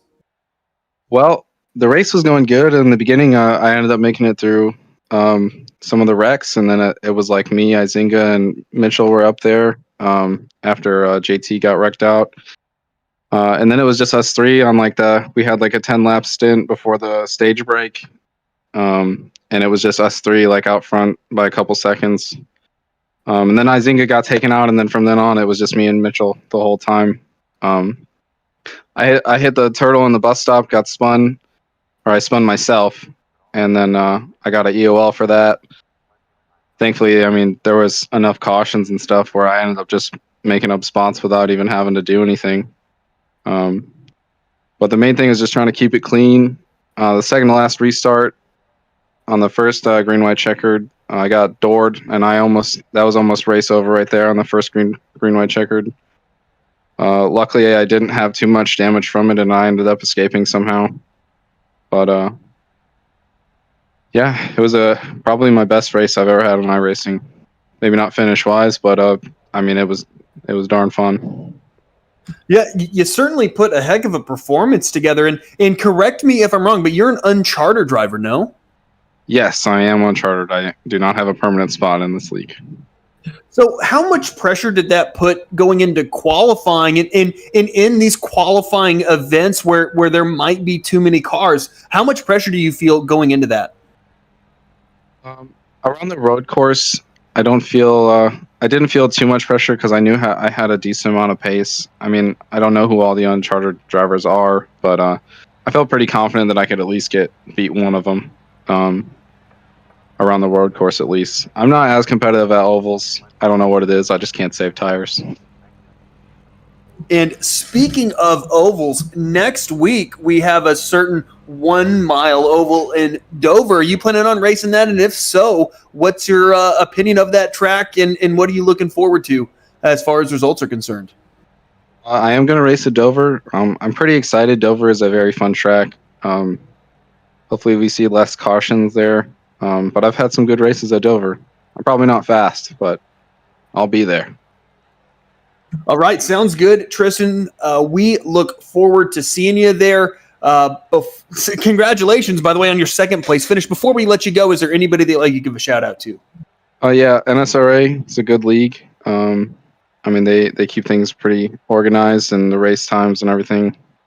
I'd like to shout out TNR, Garrett Gleason, my teammates, Jason Gracias and Mike I was talking to the whole race, Mike Tellier. Yeah, it's a fun race, guys. Well, all right, Tristan, thanks for talking with us. And once again, congratulations on second. Thank you, guys. You guys do a great job. All right, well, folks, that's going to do it for tonight's runner-up, and unfortunately lost that lead coming out of the final corner, but the guy who got around him, driver of the number 49, the reigning back-to-back series champion here in the Stay Tuned Sports Podcast Truck Series, and tonight's winner at the Roval, the only road course we have this season, Mitchell Adams. Mitchell, my oh my, congratulations on the win, but one of the best road course finishes we've ever had here on 3 Wide TV, that is for sure. Talk us through those final laps here tonight and what happened going into turn number 5 there under caution. Well, I mixed up the clutch and the brake, and when it didn't slow down when I was on the clutch, and that kind of just went around. Long story short, but man, it was a up and down. It was a roller coaster tonight. Started off a little rough, got spun around on the first lap. That was fine. Kept it up front most of the race, but those last few laps, I was just like, oh, I want to get up there and win because I know I could have done it, and so.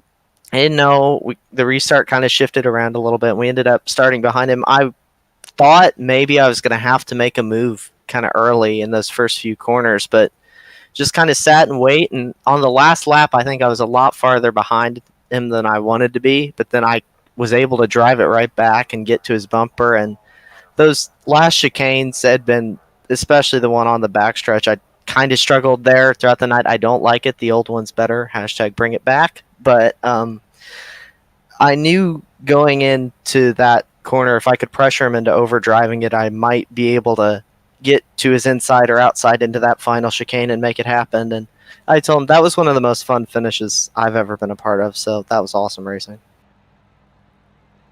It definitely was really awesome to see right here on 3Y TV. I'm sure everyone in the chat thoroughly appreciated that finish. What was going through your mind when you saw that number 17 just slideways coming out of the final corner, and how were you able to hook up the rear tires to get the launch that you needed to get to the win?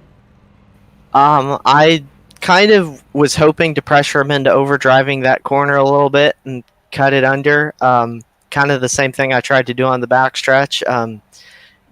I kind of had to put the throttle down and hope it stuck, and luckily the MaxGrafix SimShots Racing number 49 truck did. And I had once I got a feel for the track, it was a fun race. Yeah, definitely this racetrack, when you find its rhythm, can be quite a bit of fun. But speaking of rhythm racetracks, next week we go to Dover International Speedway. Miles the Monster usually reaches out and claims a couple of race cars throughout the race. What are your thoughts of Dover? I've always liked Dover. I usually run up front there. I don't think I've ever been able to break through for a win there, even though I'm usually really fast. So I'm looking forward to it, definitely carrying some momentum off the win. And we've had a great season so far and just kind of looking to keep it going next week. Absolutely. Definitely going to be a fun one. Mitchell, before we let you go here tonight, any shout-outs? Of course, MaxGrafix on the hood of the truck tonight. Buttkicker, GTR simulators, where you can use code GTR to get 10% off your order. My SimShots Racing teammates, of course, and everybody that watches the 49, Nana and Papaw, my Aunt Kelly and Bryce, Mom and Dad, and anybody else out there that was cheering us on. Thank you all for the broadcast. I can't wait to go watch this one back, and the NSRA for putting on the league every week. Absolutely. Well, congratulations on taking home the win here tonight. We'll see you again next week at Dover there, Mitchell. Thank you. All right, Drew. Well, definitely was quite an interesting night for everyone here in the Stay Tuned Sports Podcast Truck Series. I think it's about time that we bring up the final race results here. Taking home the win, we just talked to Mitchell Adams. Tristan Mayer coming home in second by just over 0.2 of a second, or just under 0.2 of a second, excuse me. Ben Mashburn finishing in third. Matt Cherry in fourth. Jason Gracias, Travis White. Travis White having a great bounce back in the number 23 machine there to finish sixth. Zach Howell, the number 6, finishing seventh. Stan Hausman, Jeff Price, and Doug Neal running at your top 10 there, Drew. Yeah, Peter. So I'm sorry. Where did we leave off? My apologies. We're just at 11th spot right now.